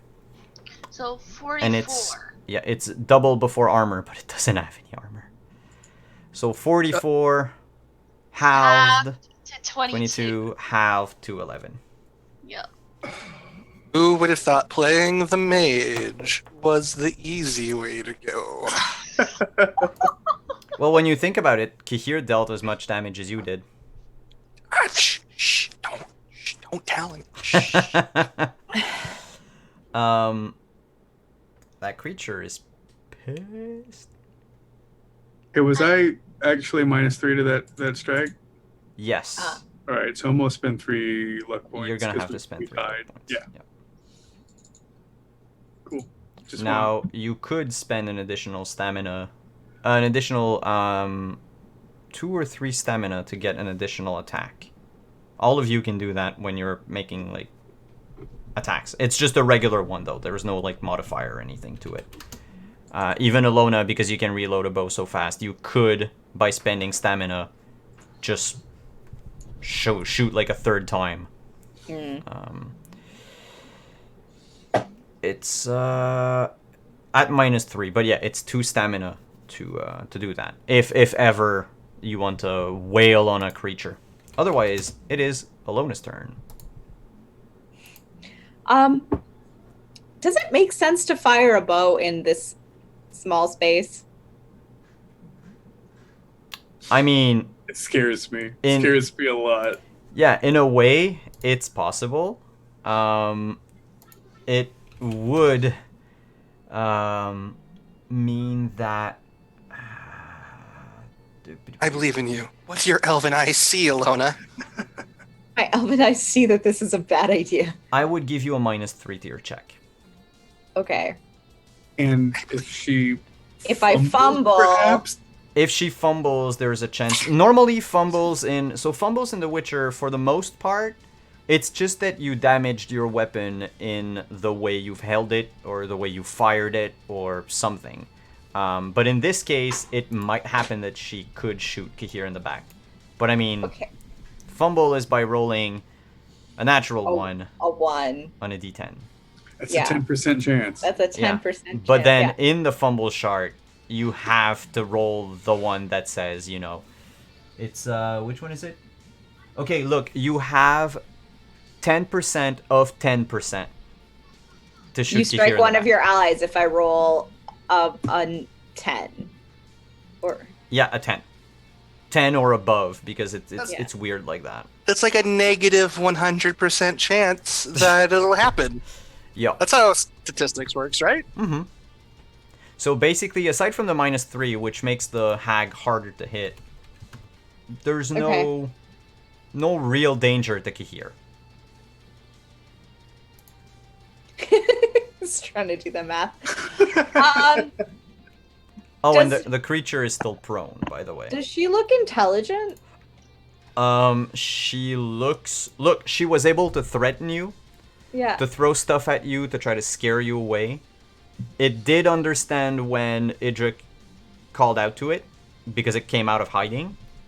And it understood how to stop, drop, and roll when it was on fire. So I'll leave it up to you to try to... I want to try and reason with it. Seduce her. Alright. Seduction time. I'm not going to seduce it, but I want to try and talk to. What if you're seductive by saying we'll let it go? That's a seductive offer, right? Don't be afraid. I believe in you. You can seduce anything if you want to, Lauren. I'd probably, I agree with you, Lauren. You probably shouldn't. You could. What? You have intimidation though, right? You could try and like cow it with fear. I do If not. I can hit it in the head. I mean, I don't really have intimidation because that's will. Well, I don't have it. I mean, I can intimidate. Yeah. I'm not the best intimidator. I mean, if you want to try to reason with it... Well, it's not so much I want to I just want to talk to it to get more, I want to talk to it and get more information about what's going on and where all the people are and all this stuff. So far, I forgot to mention, it seems it's able to understand you, but it never made a single... It never talked back? It never talked back. It's always, snarled or, gurgled something at you. Well, if I can't talk to it, then I guess I'll just shoot it. Because, I mean, you can probably talk to it, but it might not be able to answer in a language you could And understand. it's, eating people and, covered in bodies and stuff, right? Mm-hmm, mm-hmm. Is it covered in human bodies? Mm-hmm. Okay. Do they look fresh?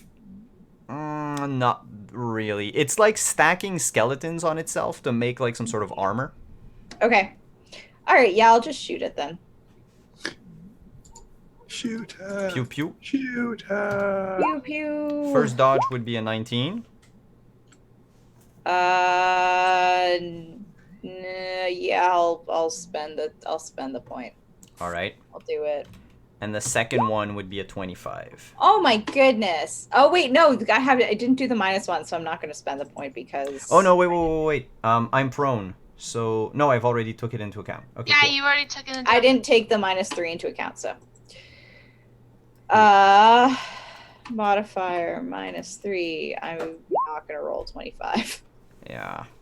So on the first one, if you wanted to hit, I only have 2 luck points, so. you would have missed that one as Yeah. well. So 2 arrows come flying past Kahir, but nothing. They don't find purchase anywhere. My Ariella. turn. My turn. I'm gonna take out my silver sword because I can't aim for shoot with my silver sword. All right. I'm gonna attack this thing because it has a -2 in prone stuff. Do. It's a good thing they gave monsters stamina, so I can just endlessly try to dodge. Wow. Because right now, Hell. you guys are 19. making this fight very costly Dang for me. it! Okay, I'm gonna spend 2 of my stamina to just make another attack. When you attack, if you don't do a strong attack, you can make 2 attacks, one Oh, after I the didn't other. do a strong attack. Yeah, so you can make another one if you want. Okay, Which I wanna would be make a another 20 one. this time. Okay. There we go. 26. That's a hit. Roll a d10 for the body part. Alright. D10. Up there. 2. Oh, is No. that the head? Is that the head? Did I get the head? I don't know. Did you get the head? No, you got the torso. So regular That's fine. damage. Yep, that's fine.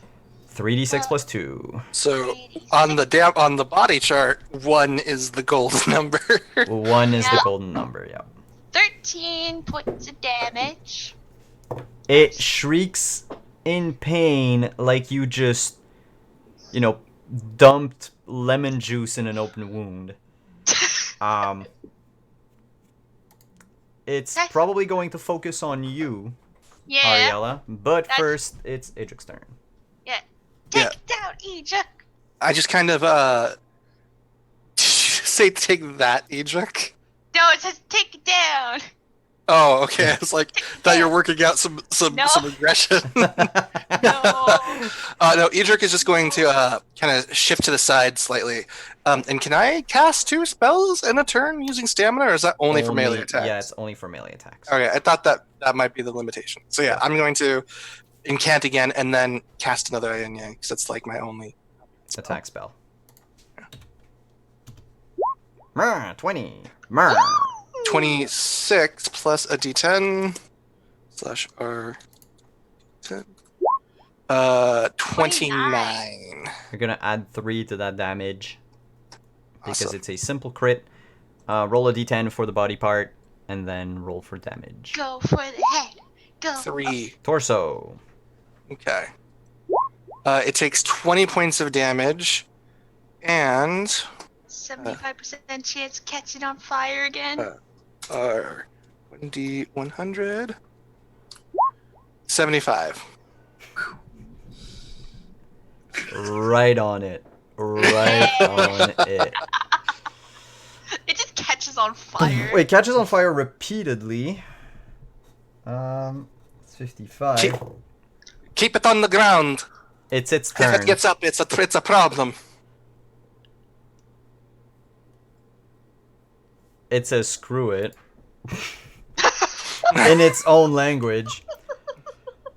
You're gonna kill me anyway. So I Oh, might it's as just allowing well. it to die. I'm going to bite. Like, it lunges at Ariella and tries to Yeah. take a bite out of her. Not gonna happen. It's also on fire, so there's a burning hag grappling you and trying to bite you. Okay. Oh, I'm and gonna- it uses its movement to get up, so it doesn't provoke attacks of opportunity. That doesn't exist in Oh. this game. Okay. I'm gonna dodge. Sure. I'm gonna dodge that. No, you won't. Dang it! Fine. No, you What do I won't. get? So, What do I get? you get hit on the 8. Which, remember everyone, 8 is a body part. I believe it's the right leg. Like, I yeah, believe it is. It's the right leg. It is the right leg. So you're going to take... Ooh. No, I don't like this. Do you have armor on your right leg? No, I don't. So I do not. it jumped at your shin, bit your shin for 14 points of damage. Ow! Is it half damage because it's a limb? It is half damage because it's a limb. Yay! So it's 7. At the end of the round, you get 5 back. It's... Oh yeah, because it was 9 turns, and it's been 1, think 2, this 3... I've been counting 4. turns. We're at turn. This is round number 4, not in counting the little interlude in between. Yeah, count a round for the interlude. So, So how this much? is round 5. How much do I get? You take 7, and then Yep. next time you play, you're gonna heal 5. Yay! But, well, I'm not done. If you thought Uh-oh. I was done. All right. If I roll 75 or under, yay, you are poisoned. Ow! No! Where do I put it? I'm poisoned. Poisoned is a condition that I'm gonna tell you what it does. Hey, PDF. No. PDF reply. Thank you. Poisoned. Poison courses through your body, doing 3 points of damage every turn, which armor does not negate. To shake off the poison, you must make a DC 15 endurance check. Alright. Which means that, yeah, it's... As long as Idric's magic spell is working, like, you don't have to mind the poison, but that's only for the next 4 turns, whereas the poison is permanent. Like, until you succeed, until you shake it off. I'm gonna try and shake it off next turn. And at the end of its turn, the hag crumples and dies. Yeah! Can I do an endurance check now then? Sure. Sorry, Kahir, but the hag didn't have enough HP left to... Just wanted to hit it one more time. Rip. You can Lit hit it the on body fire, if you man. want. We gotta get you some. We gotta get you like some Svarbog runes or something. It's the... Yeah, that's the thing. Like, undead and fire in this game, I don't know what's up with them, but since they don't have armor, fire seems to be super effective. I was totally thinking to myself, I was like, if the hag got up and hit Ariella, that means I'm in its blind spot and it can't dodge me, and then it just crumples over. It actually, the blind spot means that it has a huge disadvantage to its dodge, but it can still try to... Okay. But, like, yeah, chances are it's not going to be able to. Alright, can I make an endurance check then? Yeah, make your endurance check. Okay. Yep. Yay! Wait, why is that body? Because endurance is based on body. Oh, wait, no, that's actually doing through reflex. So it's actually, it did not make it, actually, it's a 14. Alright, that's the first turn. Can I use my first luck point though? Yeah, sure. I'm gonna Your use last my one? last luck. Yeah, my very last one for this. So as you stand in this room, here's what you see. Start by putting on some music. The creepiest of music. You see with your ears. You see with your ears the following. I don't know what I'm gonna play. Here, I'm gonna play this. Just David S. Pumpkins, the skit. So, there's a bonfire. Or might have been a bonfire at some point. Now it's just a small fire of burning bodies, both animal and human. 2 of the bodies have been put aside, and they're slowly mutating into ghouls. They're like half dead people, half actual ghouls. They're not moving, but you see that like the flesh has been stretched out, teeth have grown, the eyes have sunk and have turned yellow. The nails have started to turn into claws. And like the ghouls are like very top heavy, so like the torso seems to even like the bones in the torso in the thoracic cage grow, like the ribs pop out. And the legs are sort of like almost disjointed from the rest of the body. It's weird. It is disgusting. But it seems that the hag was creating more ghouls. Oh, God. And Ilona's gonna just like bury her face in Idric's arm. I just stare intensely at this. Edric unconsciously just puts his arm around her for comfort and just pats her on the shoulder. There. It'll be okay. We'll kill the proto ghouls. Those poor people. You all notice something glinting in that smoldering bonfire. I'm gonna take a look at this. It's a hand. A gloved hand with a big golden signet ring on it. Do you remove the bodies that are on top of that one? I want to take a look at the ghouls. Do they look like richer than the people in Bennick? Do they look like they're from the Oxenfurt Academy? These half ghouls? They look like they probably were caravan guards. You don't see armor or anything anywhere because it was mostly burnt. But just by looking at the remains of the body, they look bigger than, or the rest of the group can see, like, they were bigger than the peasants that were interred in the graveyard. Okay. I do want to look at this, the signet ring, though. Yeah. It did not melt in the fire. Interesting. I'll look over to Ejik. I'll give him like a scary glare, and so I have found something interesting. Oh? If you'd like to not be preoccupied at this moment. Yes, of course. And Edric will hand you his staff to hold as like a security blanket, Ilona. And we'll walk over to where Ariel is standing.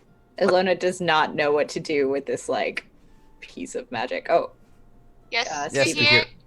Can I go coup de grace the two ghouls before they? Okay. You have plenty enough time to line up your shot and just behead both of them. I just look at him and say, "Go ahead.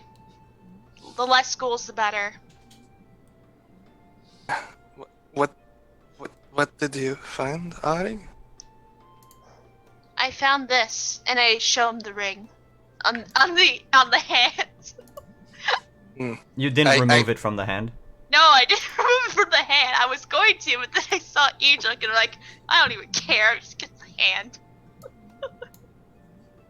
I bend the finger a little bit, like the rigor mortis finger, completely unfazed by this.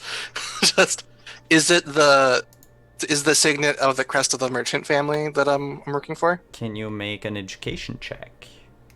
Yes, I can.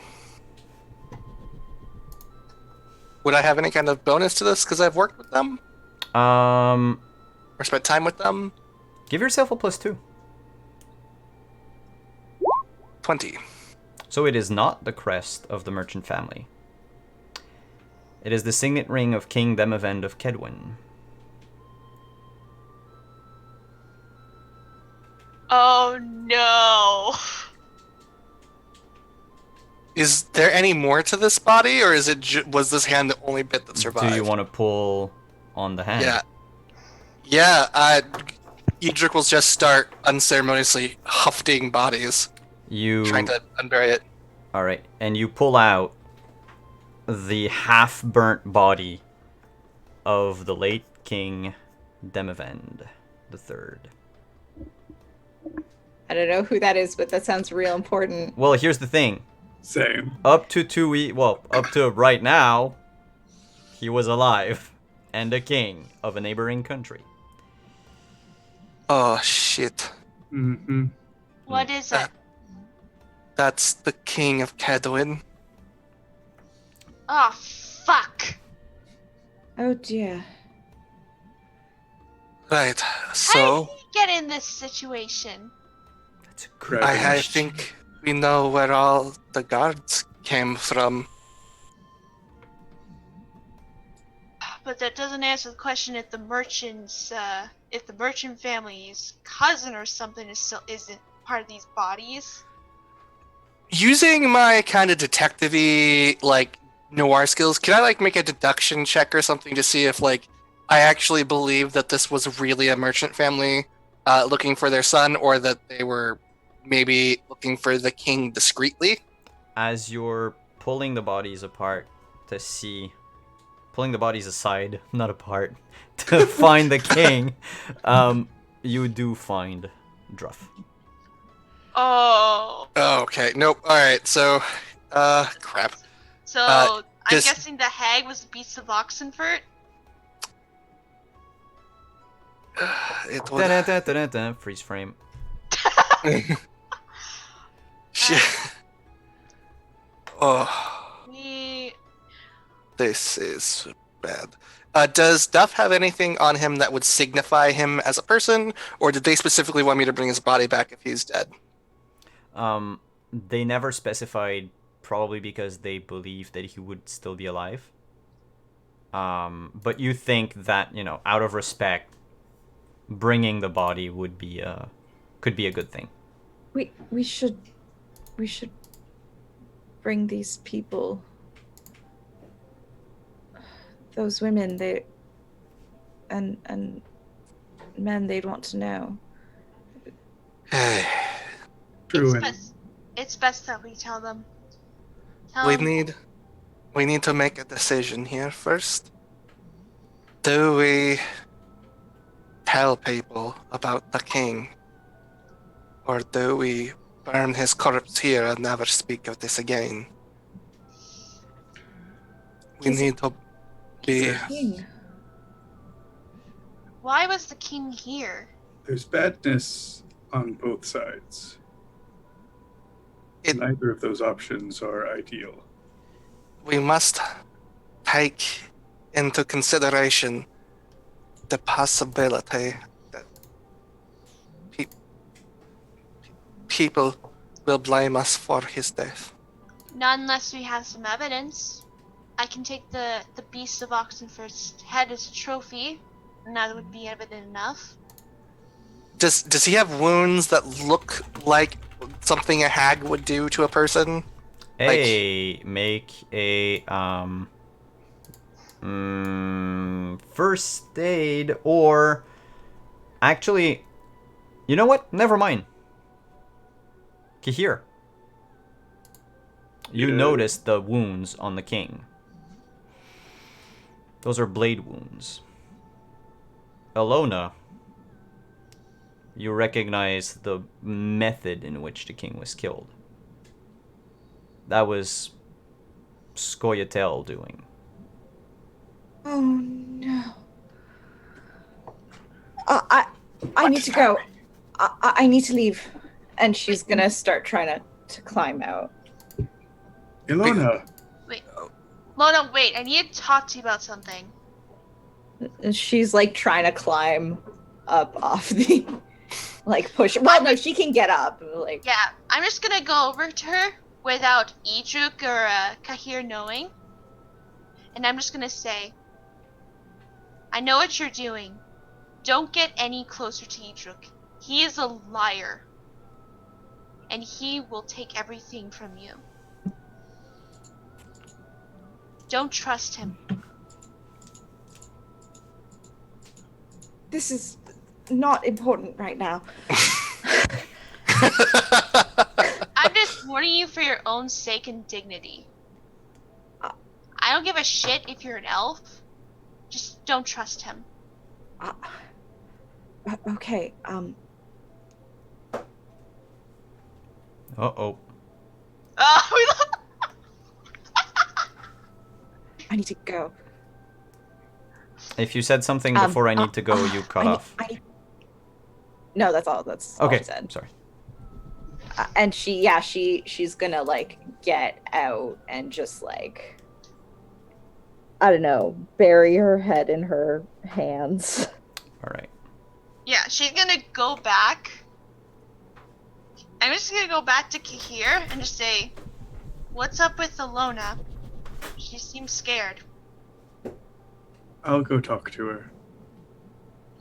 We still need to decide what we're doing here. He turns back and looks at Edric and says, "The king's dead. He's going to stay dead. But I need to go talk to Alona." Okay. And he turns and he goes up and follows. She's standing outside a few paces away from the mound, probably looking at the sky. She's actually sitting on the ground with her like knees up and her head in her hands. Ah, okay. The slow rumbling of thunder creeps closer.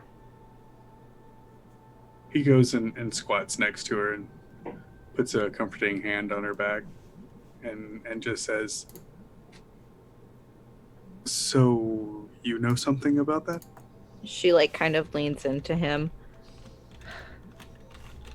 It's the Scoia'tael. Outgame, because you would know this. Scoia'tael are Terrorist elves? Well, terrorist elves. Terrastels, hired by Nilfgaard originally. Yeah. Oh. They were on your side during the war. During the war, yeah, but now they're just like freedom fighters. Yeah. For But they're often elf paid. rights. Yeah. But They're like elfinist. it's they're not on the Nilfgaard payroll anymore, but it does happen that like, the Empire finances some of their operations.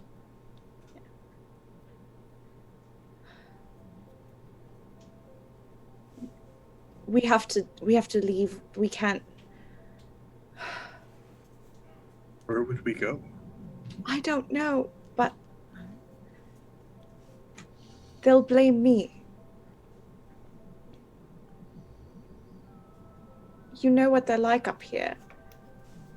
I do. I'll vouch for you, though. You're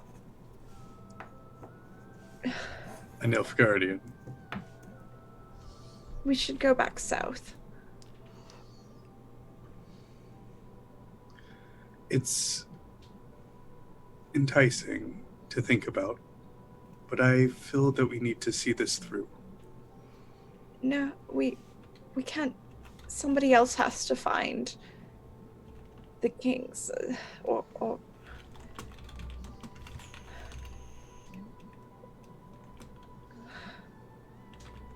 they'll kill me. They won't kill you. Not without getting through me first.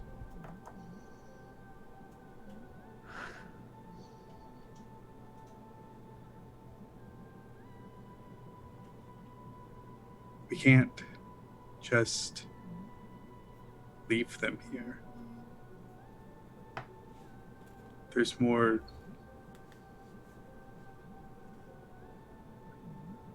It's just wrong. I know, but we should run now. We'll find the money some other way. We should just go. We should leave. As you say that, Alona, you both notice standing or perched in a tree, not too far away from where you are, a very large, multi-eyed raven. It's big enough that you can see from where you are how many eyes it has. It's looking at you with its 8 beady red eyes. And it caws and takes flight towards the city of Novigrad.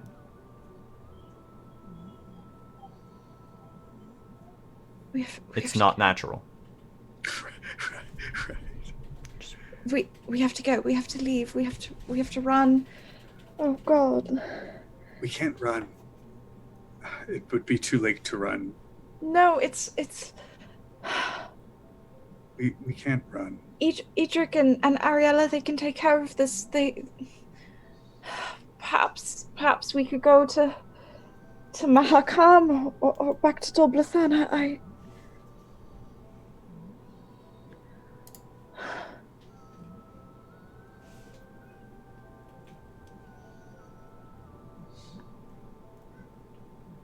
please.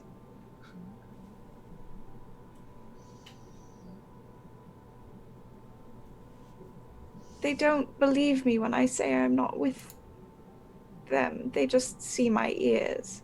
I believe you. And they'll believe me. Why would they believe you? Why? We'll make them believe, Ilona. Why wouldn't they believe? Because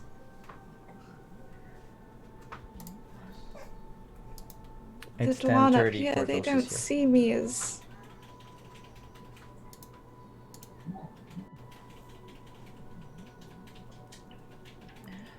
Then we'll put down the whole North until they do see you as equal.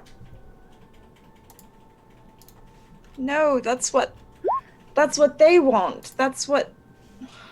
God. Here, you know I will follow you anywhere. Please. Please. As the rain starts falling, we're gonna go back inside the cave for a spell. Edric just looks at Ariel and shrugs his shoulders. Don't know what that was about. We should look to see if there's anything of value. These bodies will need to be burned, I think, in the pile. Maybe the hag at the collection. You have... I'll go cut its head off. I need at least a trophy as evidence. I usually don't get any rewards without the trophy. Before you do, can you use your keen eyes to see if there's anything worthwhile in the room? I'm going to check the king's person. Oh, you don't need to check for, I'll give you everything that you find. Like, if you tell me that you're searching the whole place, I'll be searching you'll get, the place. yeah. But I'm not gonna be happy about it. There's one thing you do find, and I'll roll the rest of the treasure, in a second, or at worst, off screen, but as you're moving the bodies around, trying to find, anything of value that they might have, under the pile, so the hag must have built that bonfire on top of a slab of stone to make sure it doesn't, I don't know, catch any of the roots on fire or something. But the stone itself has an engraving on it that is now filled with charred bits of bones and ash and such. And it's this big eye that is crying a single tear. Does that mean anything to us? You've never seen that symbol before. How big is the stone slab? Is it too big to move? I mean, it would be kind of hard to take it out, but once it's outside, I mean, you could just roll it. It's about 4 feet in diameter. And roughly, this thick. Ariella, is your medallion still tingling? Is my medallion still tingling? Well, yes, because of one of the things I've rolled, but nothing that... in the loot, there's something that makes your medallion tingle, but I need to roll it first. I'll just say but otherwise, yeah, it's... You hold up a rune, actually. So the stone tablet though itself is not magical. No. Okay. Well then, Edric is just going to separate out the king's corpse and the merchant kid's corpse. And once Ariella has the hag trophy, he'll help her get that into the pile, and then he's gonna look at her and, would you like to do the honors? You need to burn the bodies. Wait, you're gonna burn them all? Alona did say before she leaves that we should bring the bodies back to the families, because these are all the missing men of the village. You did mention it like in passing, but you were also like leaving very quickly. So That was after. I Okay, didn't. fine. I mean, I'm just saying. You Well, can. no, I think Edric misunderstood. You do you. Okay, so yeah, just he looks at Ariel and, do you want to burn them or should I? She thinks about it for a moment and says, I think we should still let them know. They should, Of course. They should at least have the respected burial that they should have. So no burning then? I don't think so. We should let the people know that this beast has been handled. Okay, help me get these corpses up. So as you're Jeez. getting the corpses out... I just want to say one thing to him. Oh, yes, sure. Did you ever feel any remorse after all this time? Or did you just put it all in the back of your head of your memories as you fucked other women? That took a turn. Whoa. Maybe you should take inventory of your things sometime. And then I'm just gonna shoulder the merchant kid and I met one of your fuck girls. stops. She was very nice. Tried to kill me.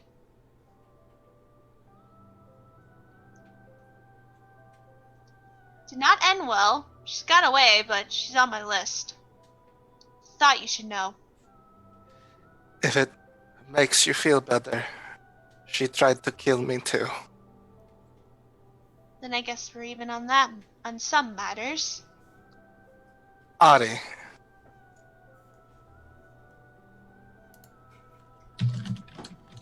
There aren't words for what happened. I'm glad you're here. And then I'm gonna drag the merchant kid's corpse out. I'll drag the kings out and just say it very quietly. Those were the words I wanted to hear. As this is happening, just to make things worse. So, Alona and Kihir, you were finishing up your discussion. The raven had flown away.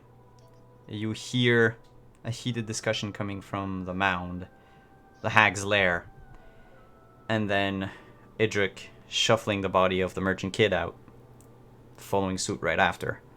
And from the village, a crowd of peasants has come to gather. We don't actually hear that because we've run away. Oh. You bolt out of there. Yeah, I mean, yeah, Kahir? Reluctantly. It depends on when you do, because technically since they both took place at the same time, Right? you would be taking away at the end of your conversation, right? Yeah. That makes sense. So you take a few steps, you're maybe halfway to the village when you encounter the mob of peasants.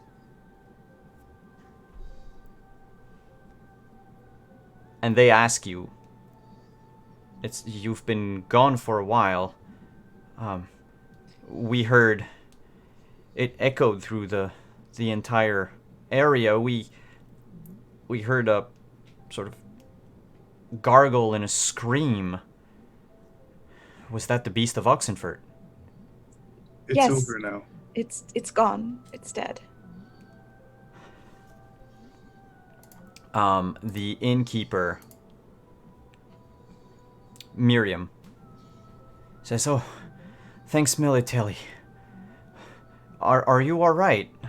Are you hurt? Tonight's on me. If you need food, lodging, anything." And then she looks at both of you and says, "What of the other two? Is everything all right?" Yes, everything's fine. I need to... And she's just gonna run. Seeing that they're gone, as we come out, Idrik kind of, his head starts ticking, and while he's not sure what's going on, he's been very concerned about this king's corpse and what it could mean, and he understands that Elona's position as an elf in this particular part of the world is tenuous. So he's going to turn to Ari just immediately and very quickly. Ari, I need the king's corpse. Trust me. She's he's going to coming grab up it by with the. it. Okay. He's going to slide back in, grab the king's corpse. Hopefully, she lets him take it.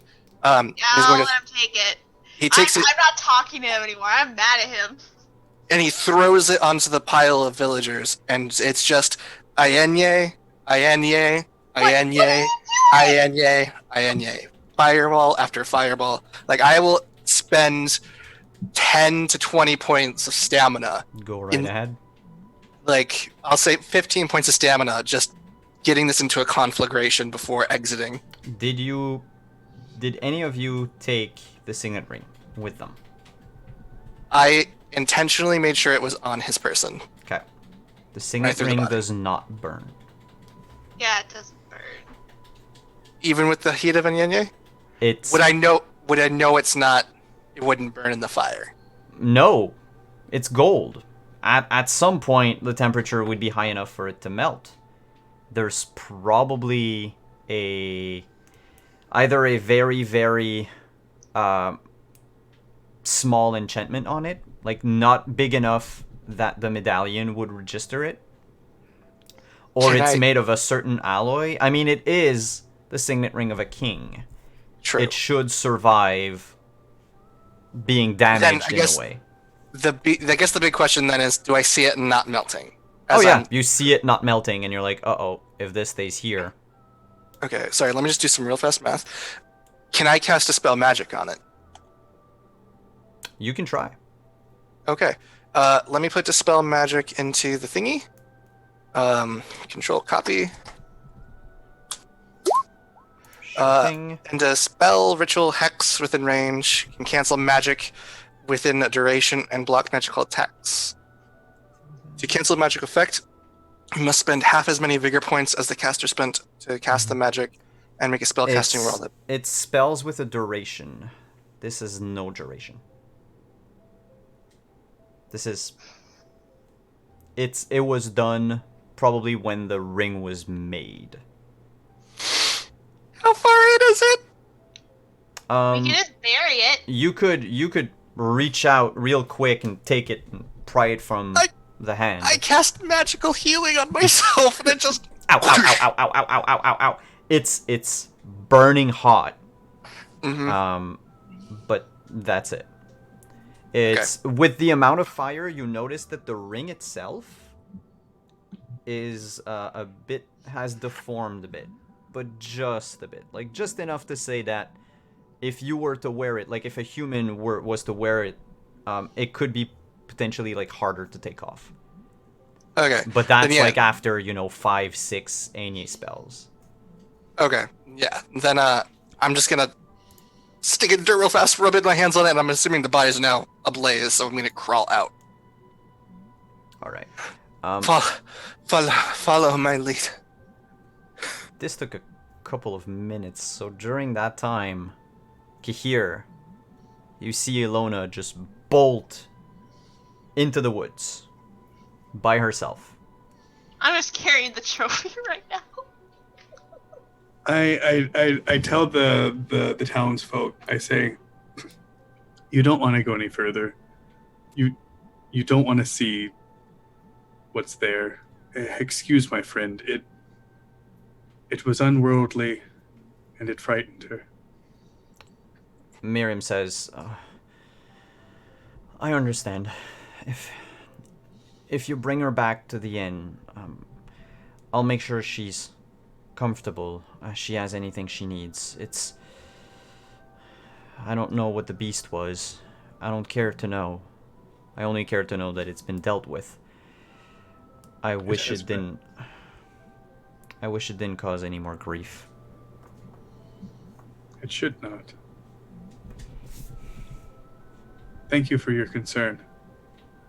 I will see to Ilona. Sure.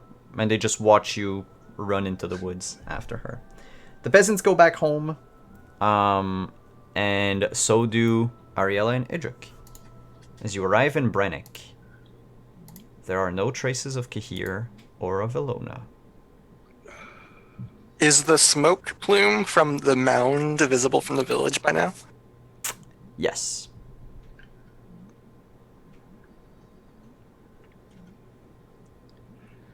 Okay.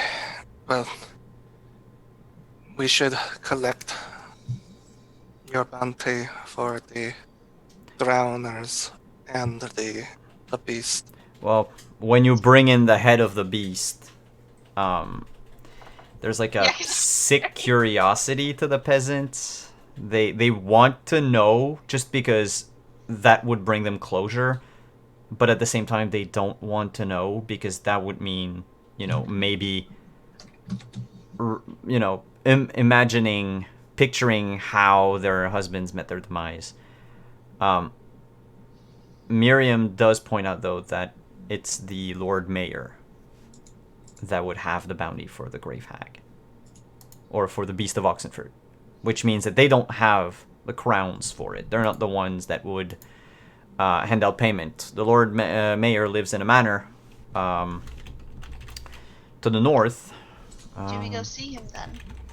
It's about a day away. How much is the reward for?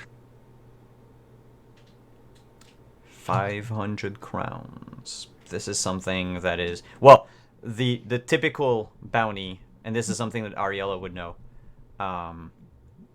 it's 500 crowns for a grave hag. 500 crowns. Alright. I say that we rest for the evening. I say that, and then I go get buckwheat, because I gotta get a reward for that drowner. The drowners as well, from Farmer Gutsfield. Ari, we should rest for the night. And then we can go together to get your reward. And then when we return to Oxenfurt, I can pay you what I owe you. Once you pay me, don't contact me again. And she just goes into the inn.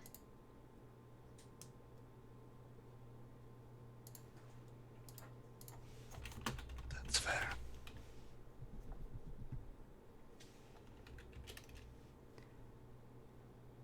You do that. In the meantime, what's happening to Ilona and Kahir? I'm wandering through a forest that I don't know about while the sun sets. Mm-hmm. My puny And little it's raining. eyes can't see in the dark. Ilona is running through a forest she doesn't know about, and it's raining in the dark. Actually, she probably, she doesn't have a ton of stamina, but she's, running as fast as she possibly can. I think I call out, though. Ilona! Makes sense. Ilona, you hear Kahir's voice. It's loud enough that it reaches. Now, if you pay attention to it or not, I don't know. I think she just stops, and she just, collapses on the ground. And is just crying.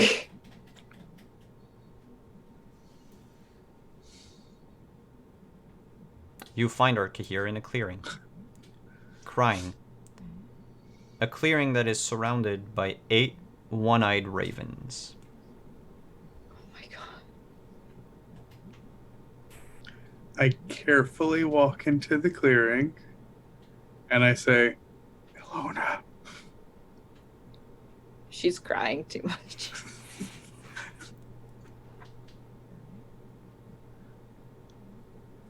I think we need to go.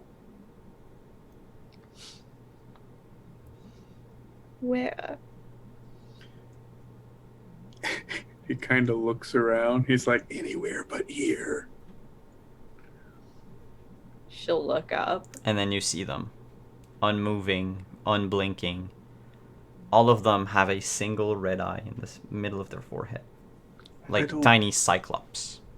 I don't know what forest this is, but I think we're in more danger here than we are in the rest of the north. Yes, we should go. He walks over and kind of helps her up. I'm sorry. It's okay. As you go to leave the clearing, the 8 ravens speak in unison. All with a different voice, almost childlike in tone. And they say, "We have seen you. We know who you are. We know your faces. We have seen you. We know what you have done." The DM needs to check one thing in his notes before he says something stupid. Shit, I had the page. No, it's just say something stupid. These have to deal with it. No, it's because the name was important. So, we've seen you. We know what you've done. We've seen your faces. We have seen you. The coalition will not be stopped. You are but a thorn in our side. I step in front of her and draw my sword, and I shout at them, and I said, "Show yourselves, cowards!" And all but one raven flee. And the last raven stares at you for a moment and says, "He had it coming. They all have it coming."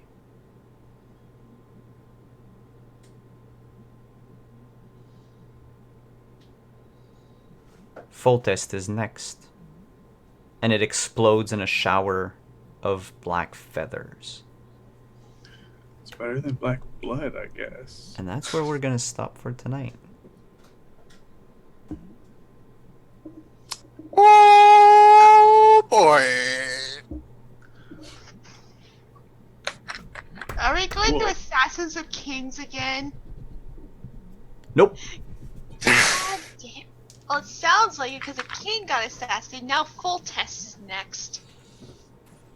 That's none of our business. The second we get to a large body of water, this ring is going in it. So, who's the coalition? What are those 8 birds, or this one 8-eyed raven? Who killed them Evend? Will Ilona end up in prison for being an elf? No, Yes. Will Kahir end up in prison for being an Nilfgaardian? no. Will Idrik end up in prison for being a mage?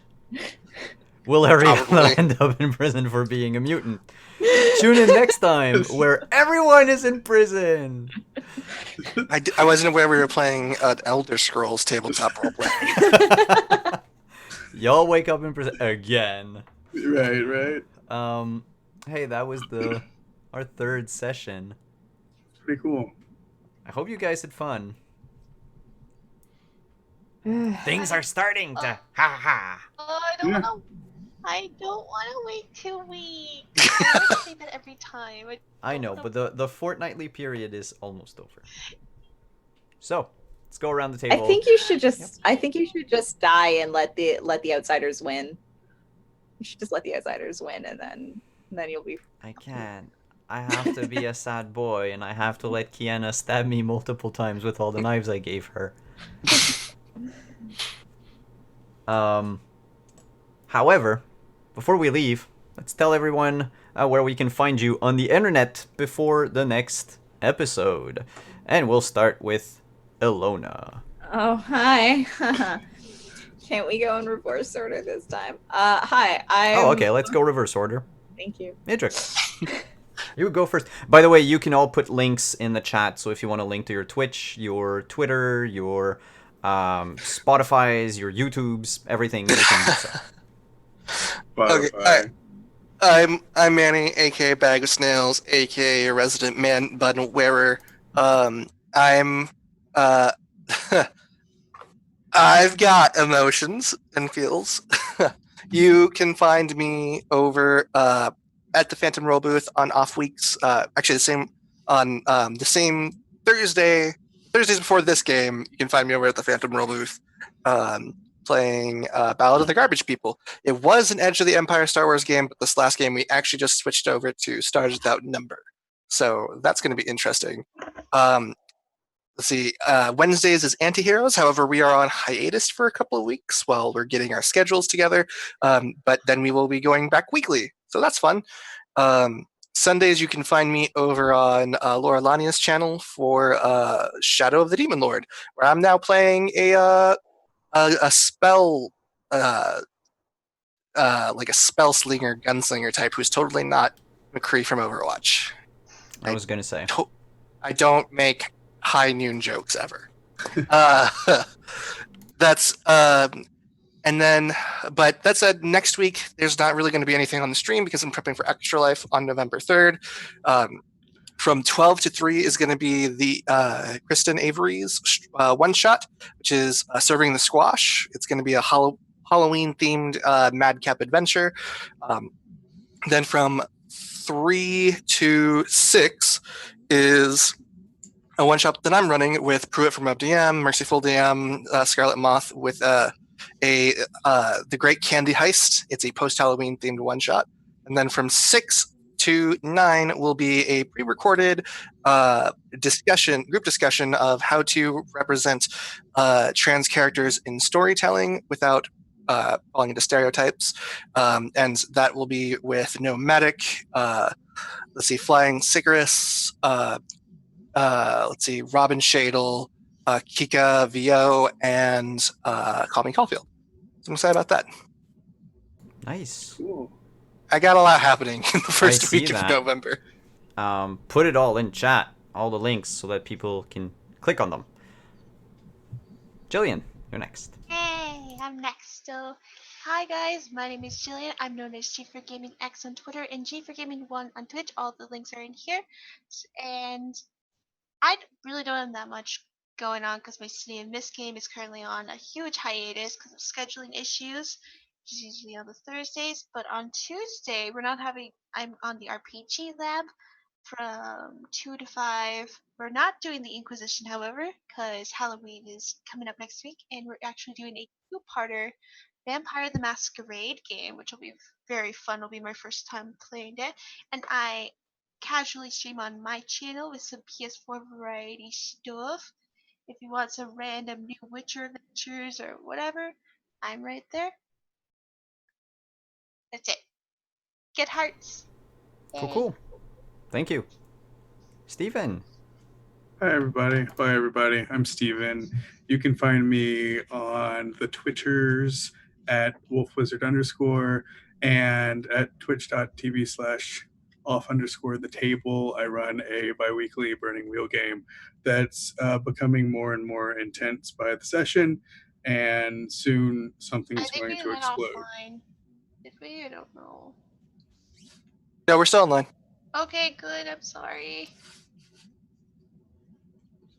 That's just about me. Muted. Link all your stuff in chat if you want. And lastly, Lauren. Hi, I'm Lauren. I'm JL_nice girl on Twitter. I panicked and split the party. Oops. I had a lot of fun tonight. I stream, or I'm a guest on a lot of streams, playing lots of RPGs. You can find my pinned tweet there. I think the next thing that's coming up this week is on Sunday. I will be on twitch.tv/ProRestarter playing Mouse Guard, which will be not this. It'll be nicer. But only slightly because Simon's in it. And it will still be drama. I run a podcast called Too Many RPGs. It is a podcast where we talk to creators and fans of actual play shows about their shows that they love and why they love them. We just recently put out an episode this past Tuesday where we talked to webcomic artist Anna Landine about Friends at the Table. It was very good. There is an excellent moment where I discover the Pathfinder grappling chart, and my head explodes a little bit. Yeah, that's me.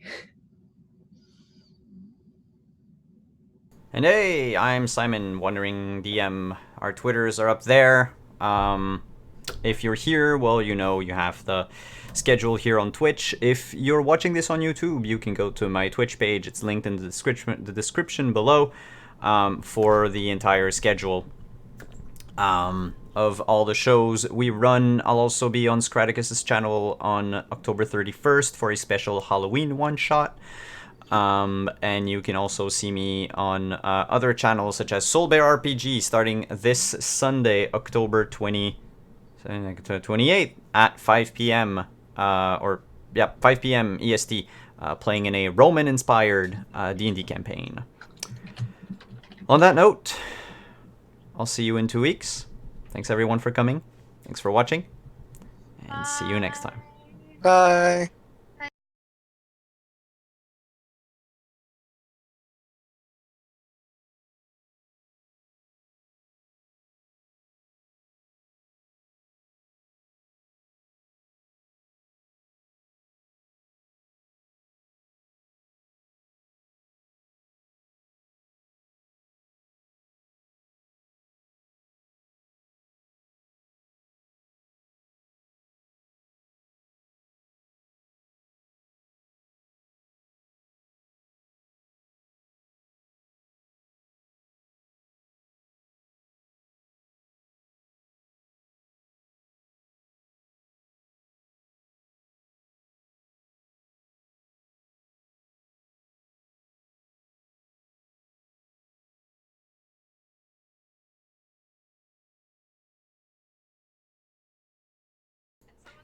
Hey, I made a quick mistake. It was King Henselt of Kedwen. Bye everyone, for real.